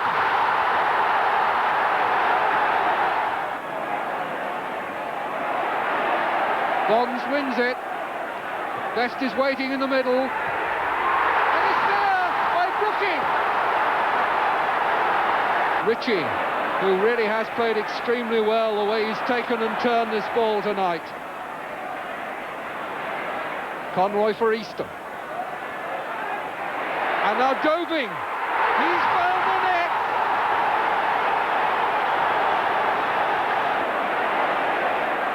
Bernard. Green off through the middle, and overlapping here on the right is Marsh. Acceleration, courage, awareness. His balance was probably the most remarkable. He could change direction, change pace, and change games, and never even appear stretched. In 1970, he was 23 and close to his peak. 4th Division Northampton were a mismatch for his talents. Returning from suspension, even George can't remember for what, he publicly atoned in the only way he knew how. Farron, good ball to Kidd. Morgan's in the centre, Charlton's coming through, Best is there, and Best!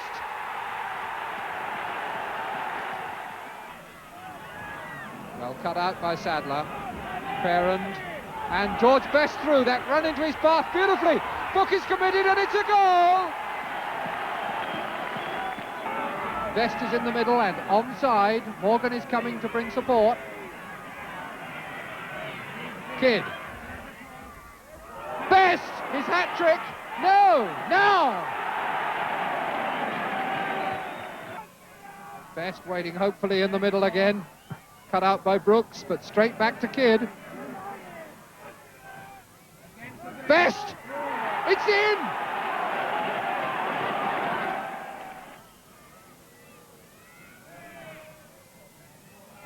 Back header, Kidd!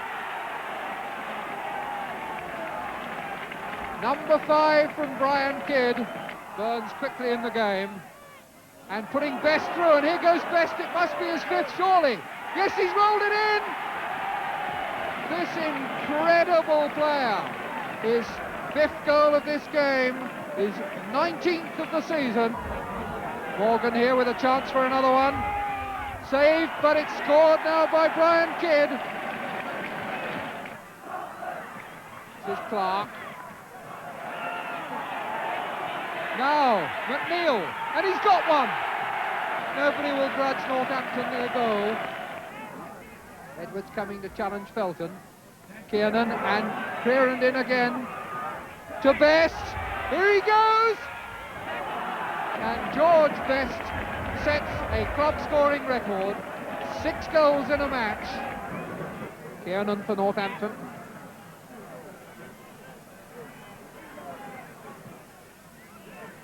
Large is there.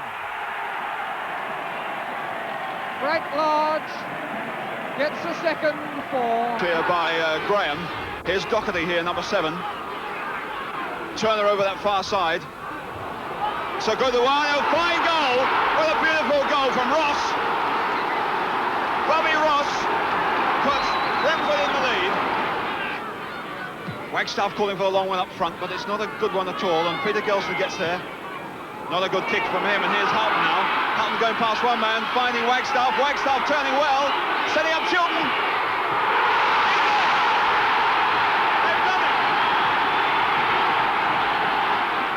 Space here for 2 men. Lord with Butler on his left, with Chilton over the far on the far post. Chilton going up.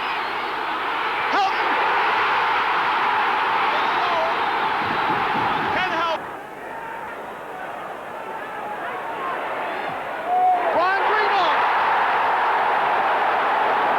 Out to Cunningham. Booing of the black players. Paid off there, or repaid by Tony Brown. Cunningham again. Past Coppell. Past McCreary. Regis wanting one chipped in. No, it's played in low for him. Back heel for Cantello. What a magnificent goal. What a great goal. Over it comes towards McQueen.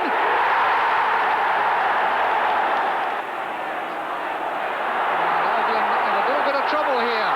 McElroy, good change of feet, and a great goal. What a good goal again. Statham. Cantello's header on, and Tony Brown has scored.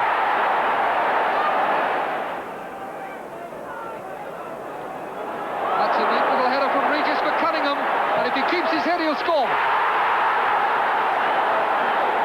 Cunningham letting the ball beat Houston, and he's away again to show that pace and grace and control. Just a nicely weighted little pass for Ali Brown, who's turned inside Brian Greenoff. On for Regis. Oh, what a goal! Yes, Cloughie, it seems, has had a special rapport with the White Hart Leyden crowd, but Forest teams haven't always been successful there. Again, Spurs beginning to dictate it. Knowles this time looking for Gilzine. Gilzine with his head, and Peters, and that's the goal. And one that counts from Martin Peters with 20 minutes gone. Beautifully nodded down for him. Peters and Neighbour.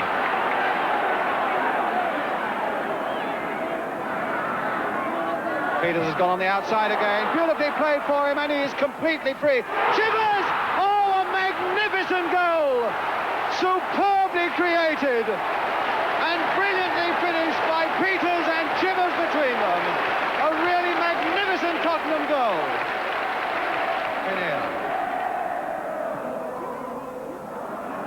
Gilzine trying to dummy Chapman. He might try again, and he's given a penalty. It's going to be number 10, Martin Peters, to take it. And he'll be trying to beat Eric Hume of Nottingham Forest.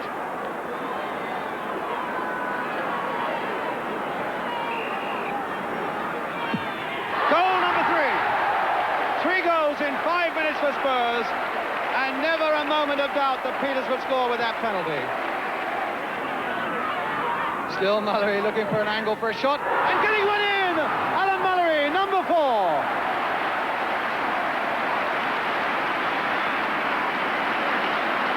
Now Knowles. Played there for Chivers, and now for Pearce. Is this the chance? Oh, marvellous goal, and it's given without any doubt at all.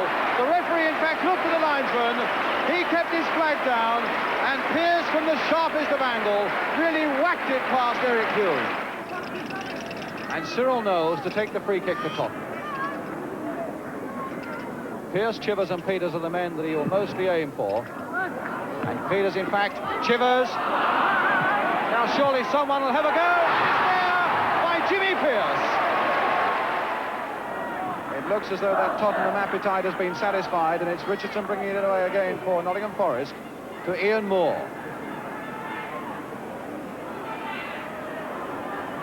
Skillfully getting past Knowles, putting it across there, and a goal! And it's scored by the number 6. Paul Edwards. Nicely floated into the sun, and Burns!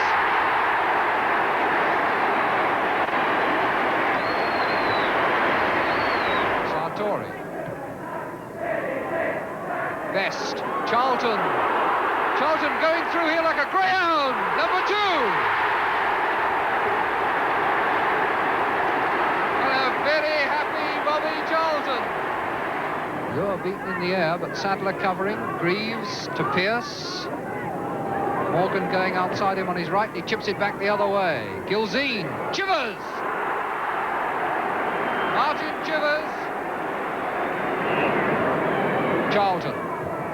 Oh, what a goal! 19 years on, and Bobby's a director of United now. The two clubs still provide... That one's for Durban. Durban's got his fellow number 4, Alan Murray, with him. Oh, chance for Durban. It's there!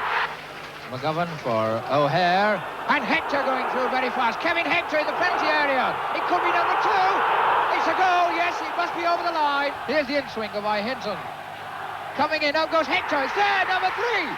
Carlin, it's Carlin the scorer, Willie Carlin. There's Durban. Oh, nice piece of play through the legs. O'Hare. It's a goal, a magnificent goal by O'Hare. What an absolute beauty. O'Hare.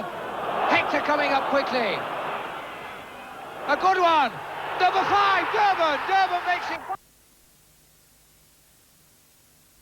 71, Manchester United poised to move 5 points clear at the top of the table. It was to be the last season that their 3 European Footballers of the Year played regularly together. Bobby Charlton was already 34. Dennis Law, still the undisputed king of the Stretford End, was scoring freely for the last time in his glittering career. Whilst George Best was back in harness, sparking Frank O'Farrell's modest team brilliantly. If only it could have lasted. Cormac to Moore. Obstruction. Morgan pleading his case, but he certainly seemed to impede Ian Moore.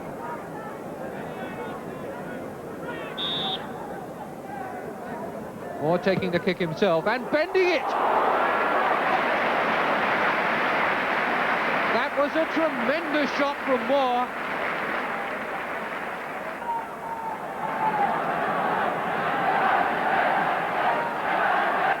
Four men in the box. Law, Charlton, Kidd and Gowning. And it's in!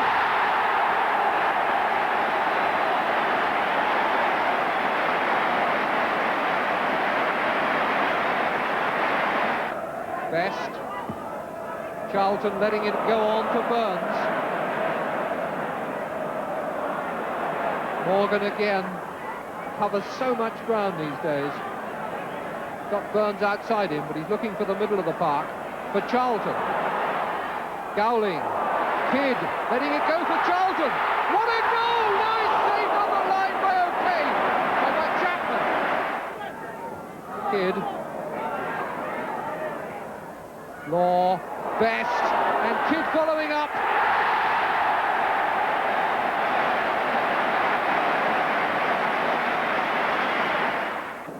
Five minutes to go to half-time. Richardson for Forest. And he won that from Gowling as Gowling showed him the ball. Moore. Sold a good dummy there, and there's the next one for Cormac.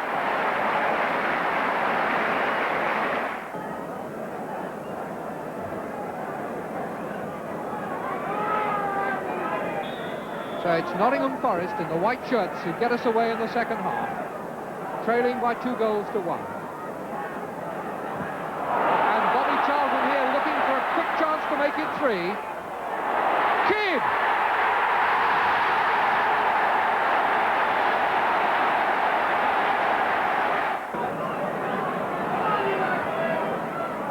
Best.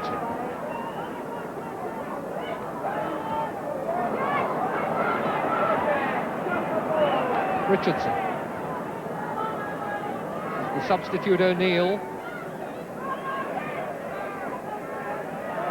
And that was a good break. And he scored! Martin O'Neill making himself look a very good £15,000 worth indeed. Long before Everton and Liverpool even begin to think about the FA Cup, Grandstand takes to the Wembley Road 300 miles and more from the Twin Towers. Up in Cumbria, there are no traffic jams around the ground, no ticket touts, no problems here in finding 2 nice ones together. Cleatormore Celtic are at home to Bridlington Town in the preliminary round. Among 525 entries, Cleatormore are competing for the first time since a memorable run 38 years ago. On the eve of the match, team and supporters share a convivial glass. Some of the players then leave to work the night shift. Lots of lads work shifts and come off shift work and then come to play, especially if we're travelling away at 10, 11 o'clock in the morning, and it's second nature. They love the game, and I think that's what I found refreshing.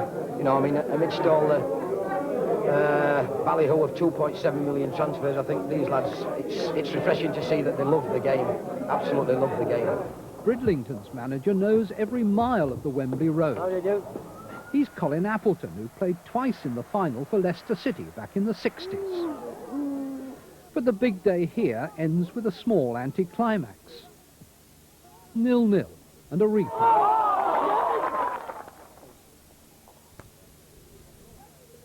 This time, Bridlington win with something to spare. 8 months still to go before Wembley. Cleatormore's run is over, but they will go on to reach the final of the Cumbria Cup. Meanwhile, back in the FA Cup, the first qualifying round is a battle of attrition on the northeast coast. It needs 2 replays and a shot from 25 yards for Bridlington to knock out North Shields.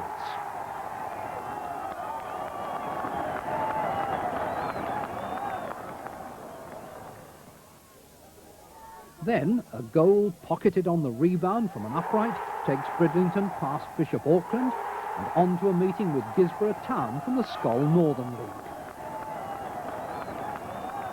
12th century Gisborough isn't easily roused. Their 3 cup games this season have drawn 709 spectators, just enough to absorb manager Mike Hodgson, who likes to express his views from the anonymity of the crowd. He gets less trouble there from referees. Star player is Ray Hankin, once a goal scorer for Burnley, Arsenal, Leeds and others. Once again, Bridlington force a replay on their own ground. Again, there's a decisive rebound, but it's Gisborough's Mark Lawrence who scores. Are Bridlington downhearted? Well, not too much. We've lived, we've flirted with the FA Cup and you know, certainly had, and given a lot of people a lot of enjoyment. And in due course, Bridlington will dine out as winners of 2 cup competitions in their own part of the world. The FA Cup's last qualifying round takes Gisborough to Leek in Staffordshire. It proves to be a tie of surprises for Ray Hankin and for Leek's supporters, reading headlines about their antique dealer chairman, his former girlfriend and the club's manager. The chairman will eventually be acquitted of threatening to kill the manager, but he'll resign. Neil Baker will remain manager. During the turmoil, Leek are taken to a replay, they miss a penalty and have to play a third time. The only goal in 5 hours football goes against Leek. Their troubled season will end with a near miss, one place short of promotion to the Northern Premier League. But Gisborough, founded only 15 years ago, are in with the 3rd and 4th Division clubs for the first time in their short history. Round 1, and Gisborough's reward is a tie against Bury. The 3rd Division side is in the hands of Martin Dobson and his former playing partner at Burnley, Frank Casper. The physio and club jester is Wilf McGuinness, one-time manager of Manchester United. I should do well with this. On the day of the first round, a marriage is being celebrated in Gisborough. The bridegroom is Simon Parkinson. A dozen miles away at Middlesbrough's Ayresome Park, Simon's brother Phil scores the only goal for Bury and puts Gisborough out of the FA Cup. In the evening, Bury's best man and the Gisborough groom are reunited at the wedding reception. Gisborough Town will go on to win the Northern League Cup. Ray Hankin will move on to become player manager of Northallerton. Non-league clubs come out of this round pretty well. Bognor Regis beat Exeter City, scoring a goal that was too much for our cameraman, never mind Exeter's defence.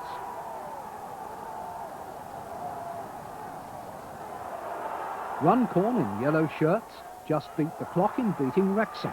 Tony Rodwell's winner comes 3 minutes from the end of this replay. Enfield from the Vauxhall Conference, wearing white shirts, are into their second replay against Leyton Orient.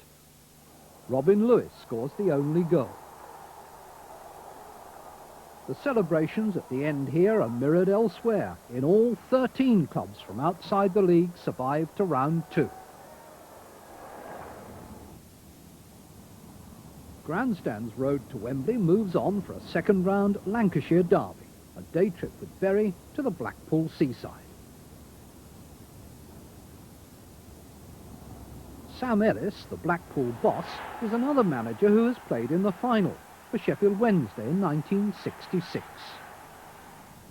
Now he's looking for a cup run to salvage a disappointing season for a club with uncompromising ambitions. I don't want to be a nursery for First Division teams. You know, we've got to become the First Division team, and we won't do that by selling our best players. I mean, the classic example of it is Paul Stewart. We sold him for £200,000 to Manchester City before I came in. If I'd been in time, he would never have gone. The tie goes to Blackpool. Bury still have promotion hopes, but in time, Martin Dobson's departure and Frank Casper's return to Burnley will leave behind only a serious case of might have been. Elsewhere in the second round, Kettering Town are paired with Bristol Rovers, evoking memories of an FA Cup meeting 20 years ago. Here, in 1988, Kettering in red are on the attack. Mayhew, Brown. Yes! The diving header on the far side by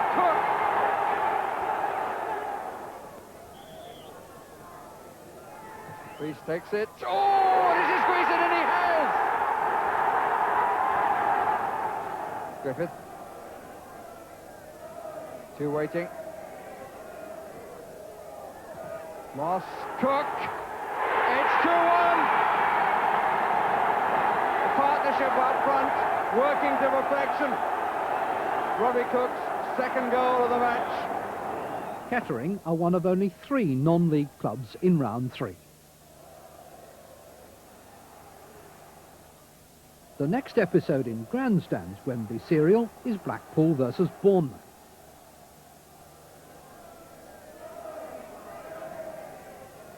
A goal by Luther Blissett wins it. Blackpool head for anonymity. They'll just survive in the 3rd Division, but Sam Ellis will lose his job as manager. The sensation of the third round comes in one of the least expected places, suburban Surrey. And Golly, and Rains, and a goal!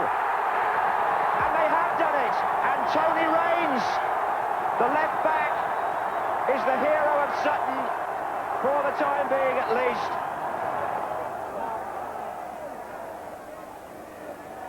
And now Sedgley, and Phillips has made a run from left back, and there's danger here for Sutton United, and Phillips has put Coventry City level.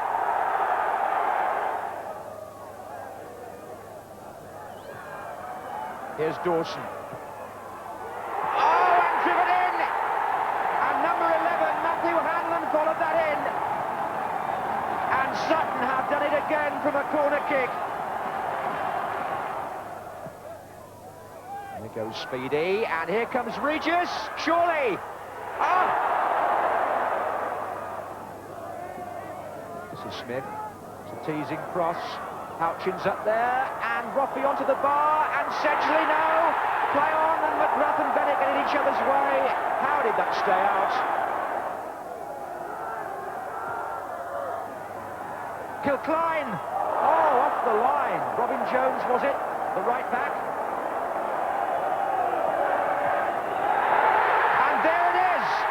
Sutton United of the GM Vauxhall Conference have put out First Division Coventry City, winners of the FA Cup themselves less than 2 years ago. Barry Williams' finest moment. And what a moment to enjoy for the fans of this Surrey side. They've had their moments before, but never one like this. Just once in a very blue moon, just once in a very blue moon, just once in a very blue moon, and there be one coming on soon. Just once in a very blue moon. If it could happen to Coventry, such recent cup winners, it could happen to Halifax too. Cohen Griffith's dancing solo earns Kettering a replay.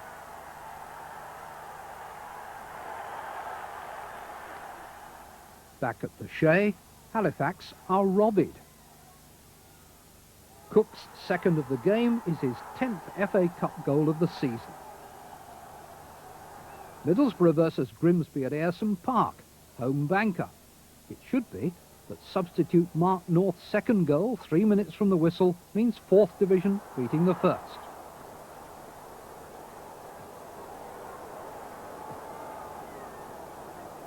It's a third round notable for smart outfits falling heavily on their expectations.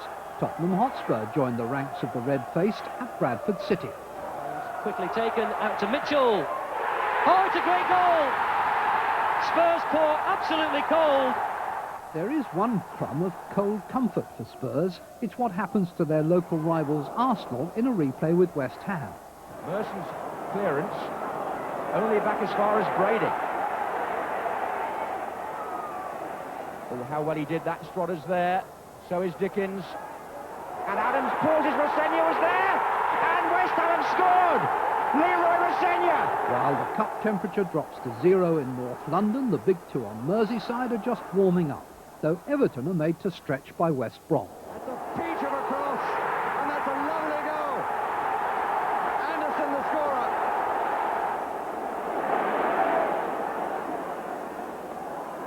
That's not the best of challenges. And the penalty is given. Sheedy takes it and scores. It's 1-1.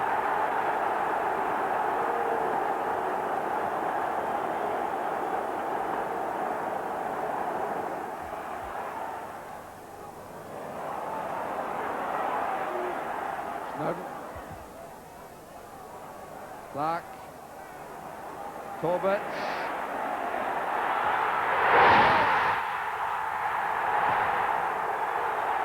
Sheedy goes to the crowd to take the congratulations. Liverpool are drawn away to Carlisle, an unsentimental journey for Peter Beardsley back to the club where he began his professional career. Only an outstretched goalkeeper's leg stops Beardsley from scoring the first goal. Barnes obliges. In the second half, Mulby's magnificent pass homes in on Beardsley. He feeds Barnes, and McMahon has the goal on a plate.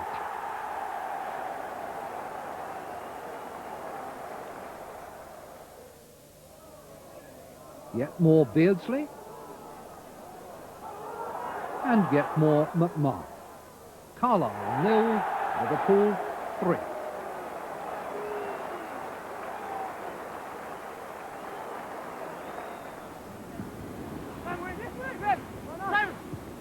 In round 4, Grandstand's Grand Tour arrives with Bournemouth at Hartlepool. The 4th Division side are enjoying the benefits of a new managerial regime. Bobby Moncur and Pop Robson are introducing some of their former Newcastle know-how. It gives them the lead with a goal by Brian Honour.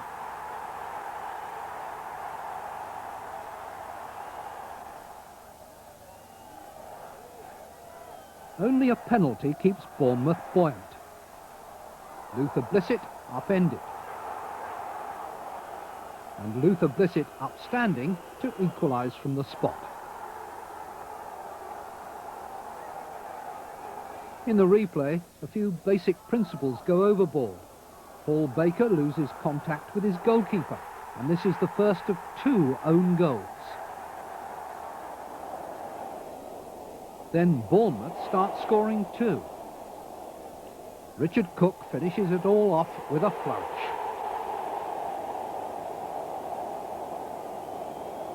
By season's end, the tide will have washed away most of Hartlepool's impact. But for the club who've been re-elected more often than any other, 87th place in the league will be some kind of achievement.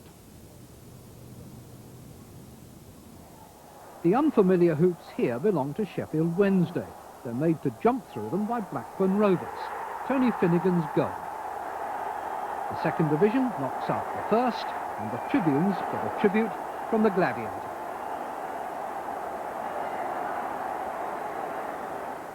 Also 2nd versus 1st Division, Neil Redfern sweeps in a free kick for Watford, out go Derby County. Manchester City take their own banana skins to 3rd Division Brentford and proceed to slip up in the round's most resounding fall. Gary Blissett puts Brentford ahead after only 10 minutes, and City are left reaching for the cliché about concentrating on promotion. And what of Sutton United, conquerors of Coventry? Would you bet 2 gobstoppers against the Lollipop that they won't beat Norwich? 3-1. Sutton, they're a good team. They've done well to get here against Coventry. But Norwich are better, really, because they're more experienced in the cup. And in goes Finnegan, one for Putney. It's a goal. Norwich have taken the lead in the 14th minute. Fleck. Norwich playing some good football. This is Bowen. And Dale Gordon absolutely free in the middle. And a great save by Ruffy. Malcolm Allen. Goal number 2. Dawson waves McKinnon forward. But in the way was Bowen. And now Gordon's on the fringe of that defence again. And so is Fleck here. And Fleck scores a quite brilliant individual goal.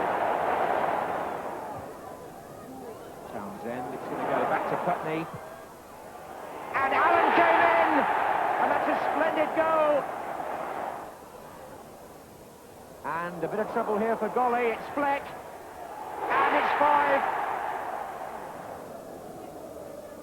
Fleck turns it on to Putney. It's these little touches here. Allen. Oh, and Fleck's through. Will it be a hat-trick for Robert Fleck? Will it be number 6 for Norwich City? The answer to both is yes.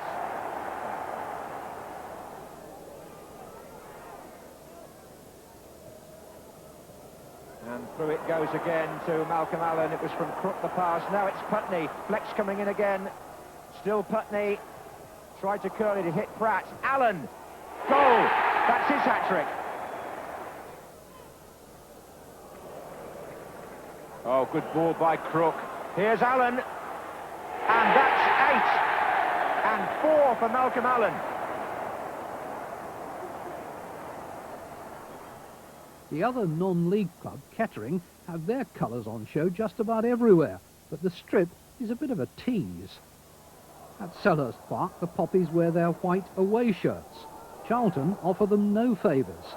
2-1 to the First Division team, with Robert Lee scoring the tie's best goal. Both Merseyside clubs have to travel. Everton are at Plymouth. McCarthy scrapping for everything. He's got Stewart available on the left, and this is a good chance. Oh, it was just too far, was it? Yes!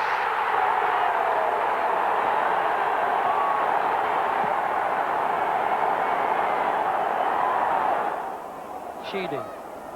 Sharp. Snowden comes up from the back. Got Stephen on the right. Looking for Sharp's head. There was a hand went up, and it's a penalty.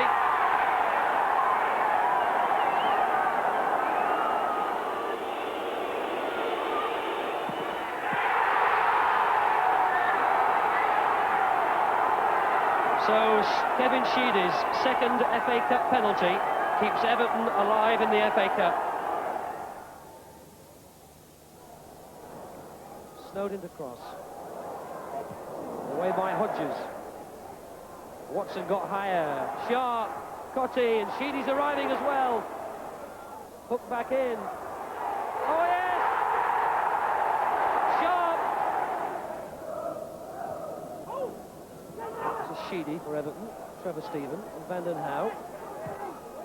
Looking for Cotty's little break. Mark Smith with him, or he's got round the defender. Good ball across the face of goal. Pat Nevin makes it 2-0.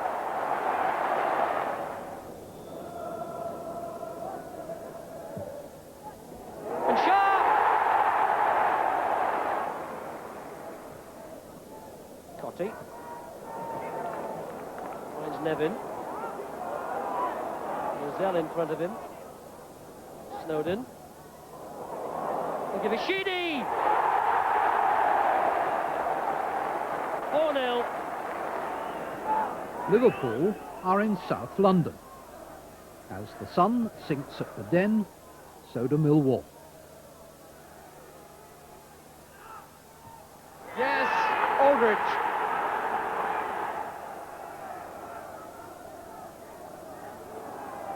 Rush. Barnes. Beautifully done. And that's number 2, Ian Rush, the scorer. Lovely play by Barnes.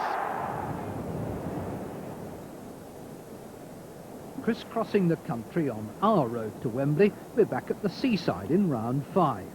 Bournemouth, on a rising tide in the second division, are at home to Manchester United. Will this be the end of the pier show for Alex Ferguson's expensive stars in front of a full house at Dean Court? Brian Robson, one of several players waiting on the edge of the area for this free kick from Bruce. That was Robson, and this is Hughes. That's a wonderful finish. O'Connor for Bournemouth. Aylot's made a good run inside, and here comes Cook. And Aylott, and then equalised. Bishop. Oh, Cook's away again. Blissett's in the middle. Blissett! Oh! The goal was gaping, and the headlines were waiting to be written. At Old Trafford in the replay, Bournemouth again play well, but there's a vital lapse. A back pass that overlooks the marauding McClare. Bournemouth are out and will end the season occupying a mid-table place in the second division. But there's still a Blissett to claim the cup headlines.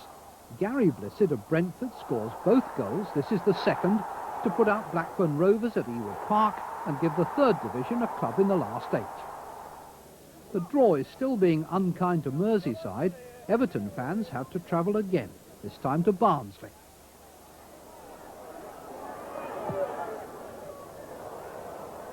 Snowden, nicely turned around Butcher. Stephen to knock it in first time. Cotty wasn't tall enough. Sharp! Oh, yes!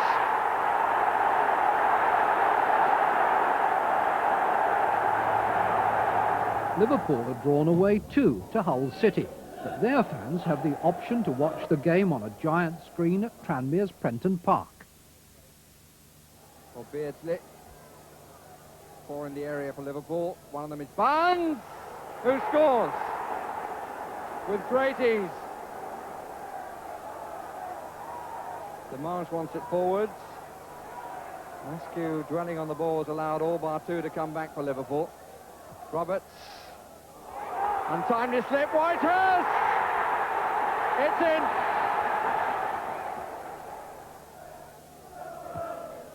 Looking for the head of Whitehurst, and he found it. Edwards! Yes! They can't believe it! Nicol on the right side.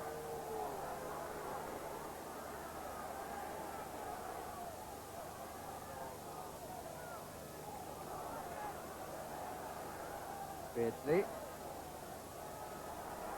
Two waiting around the penalty spot. Barnes is over. Doesn't need the touch of Barnes. Aldridge has levelled the scores.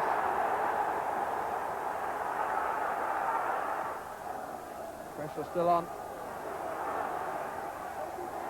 Aldridge! From McMahon. 3-2. 2 goals in under a minute.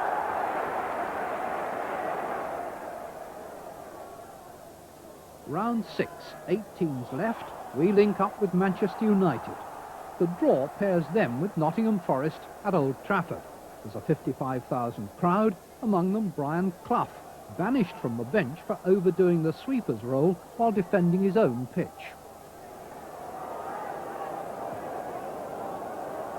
Webb and Forest in a good position. Laws joining the attack. With the heels of McGrath only as far as Carr. And he's tricked sharp. Carr, Parker! A goal for the Forest! Gary Parker! Manchester United desperate for the equaliser. McGrath is up, Bruce is up, McClare's going on the line. McGrath! McClare! Off the line! And the referee superbly placed to see. And the United players say it went over, and Brian Hill says no. Now, was it over the line? The Stretford ends say yes. Brian Hill, just watch the referee's position, though, when this happens. He couldn't have been any closer. The linesman also should have a view, but Brian Hill says no. The two-dimensional pictures never tell the whole story, but the referee's decision is always final. Manchester United are out. Their decline will continue to the end of the season, leaving them below halfway in the First Division for the first time since they returned in 1975. At this sixth round stage, Norwich are second in the table and nursing hopes of the double. We're into the last 5 minutes. Norwich City 2, West Ham 1. The flag stays down. This is Dale Gordon. And surely Norwich City are in the semi-finals. The trophy itself is no longer at Plough Lane. It's back with the Football Association. If Wimbledon want to get their hands on it again, they must next crack the Everton combination at Goodison Park. McDonald. McCall, the space here. Cotty. Little turn. Sheedy. Cotty. Bracewell. Bracewell again. Back in. It's there. McCall.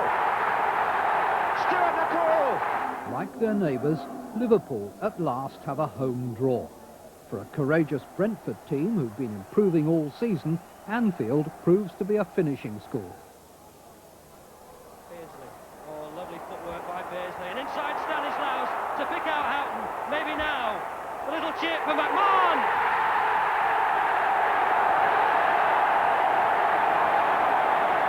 John Barnes to run at Feely. And gets over the fullback. Now at Evans. On his left foot.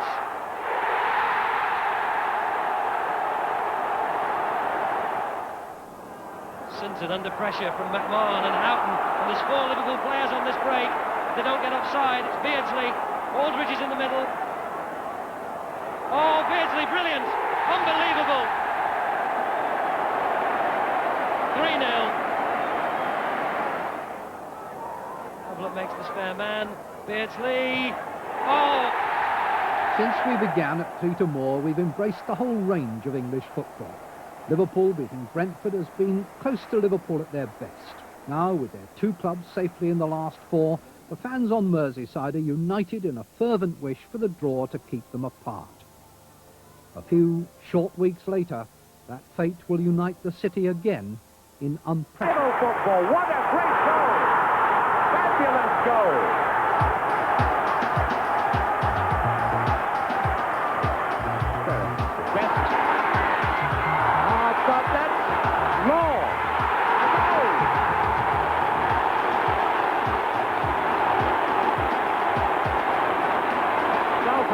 Oh, what a goal!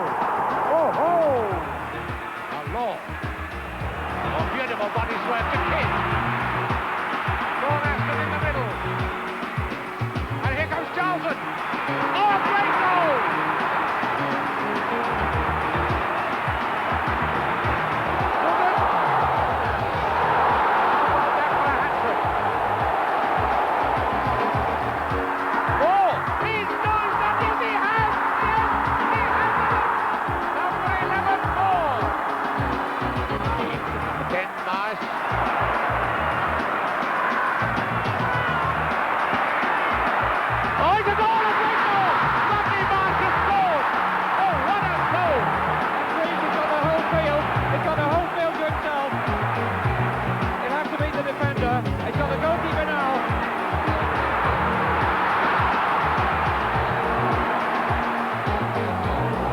Drift wide. Yes!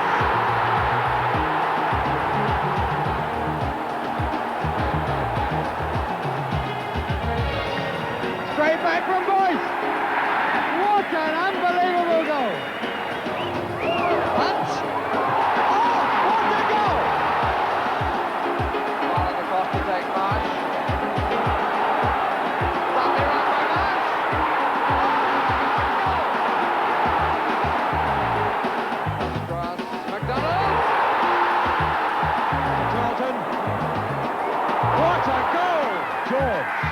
He's done it! Oliver. Kemba, carrying away, Osgood. 1-0. Oh, what a goal by Mallory.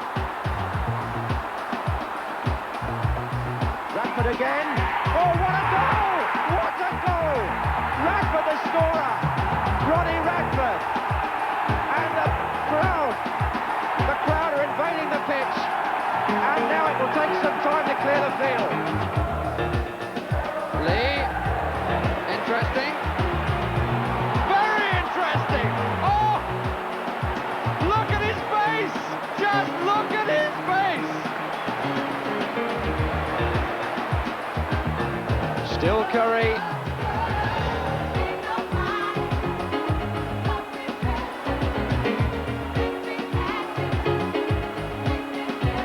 What about that? A quality goal by a quality player. Crawford's there. 2-0 for Colchester. Taken by Walsh. Davis is on the far side. Ainscough coming square. That's the ball. That's a good try. What a goal!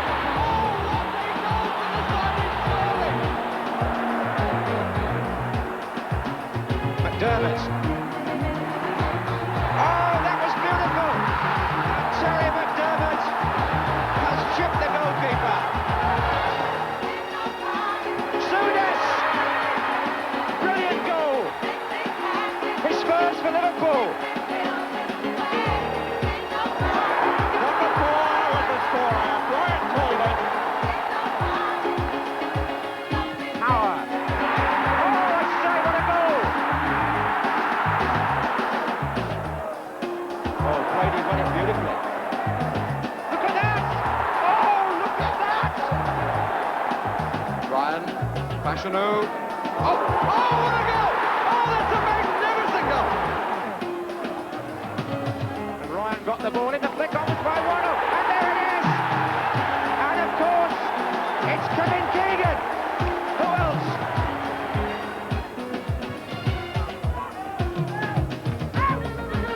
Dalgley's beautiful turn. Oh, and Armstrong Rush got a perfect through ball.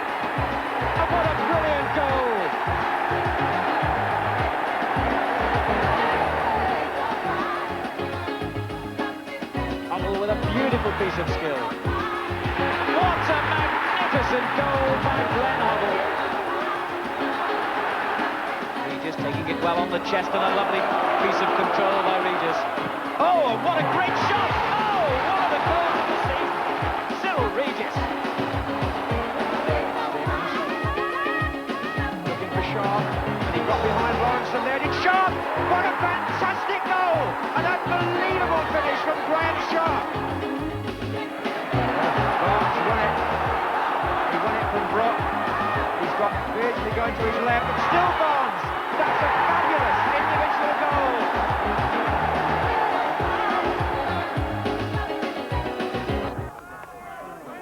On the road from Liverpool to Southport, between the docks and the beach, lies the Crosby home of Marine Football Club. And on a day of marine weather, they were 3 up by half-time against 3rd Division Halifax Town. John Gautry, hardly a giant, adding a second to Tony Ward's opener.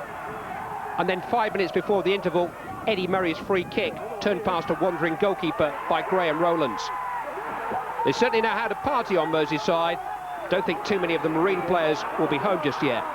Number 4 followed on the hour mark. Brian Ross fluffed his lines. Chris Camden wrote the final line of another of those improbable FA Cup scripts. The bottom line, though, for Halifax is that on Monday they hold a crisis meeting which could spell the end of the road for a debt-ridden club. Sub David German got a late goal. What they need is a late reprieve. Marine, the Merseyside mystery club, managed for more than 20 years by Rowley Howard. Few non-league names carry as much weight as Altringham's come FA Cup time, but the conference team in the stripes had to come from behind to force a replay with Chester City. Darren Ryan presented with surely the closest range finish of the day. Wednesday week's replay came courtesy of City defender Paul Comstin's own goal 10 minutes into the second half, but Altrincham haven't won a home game all season in the conference.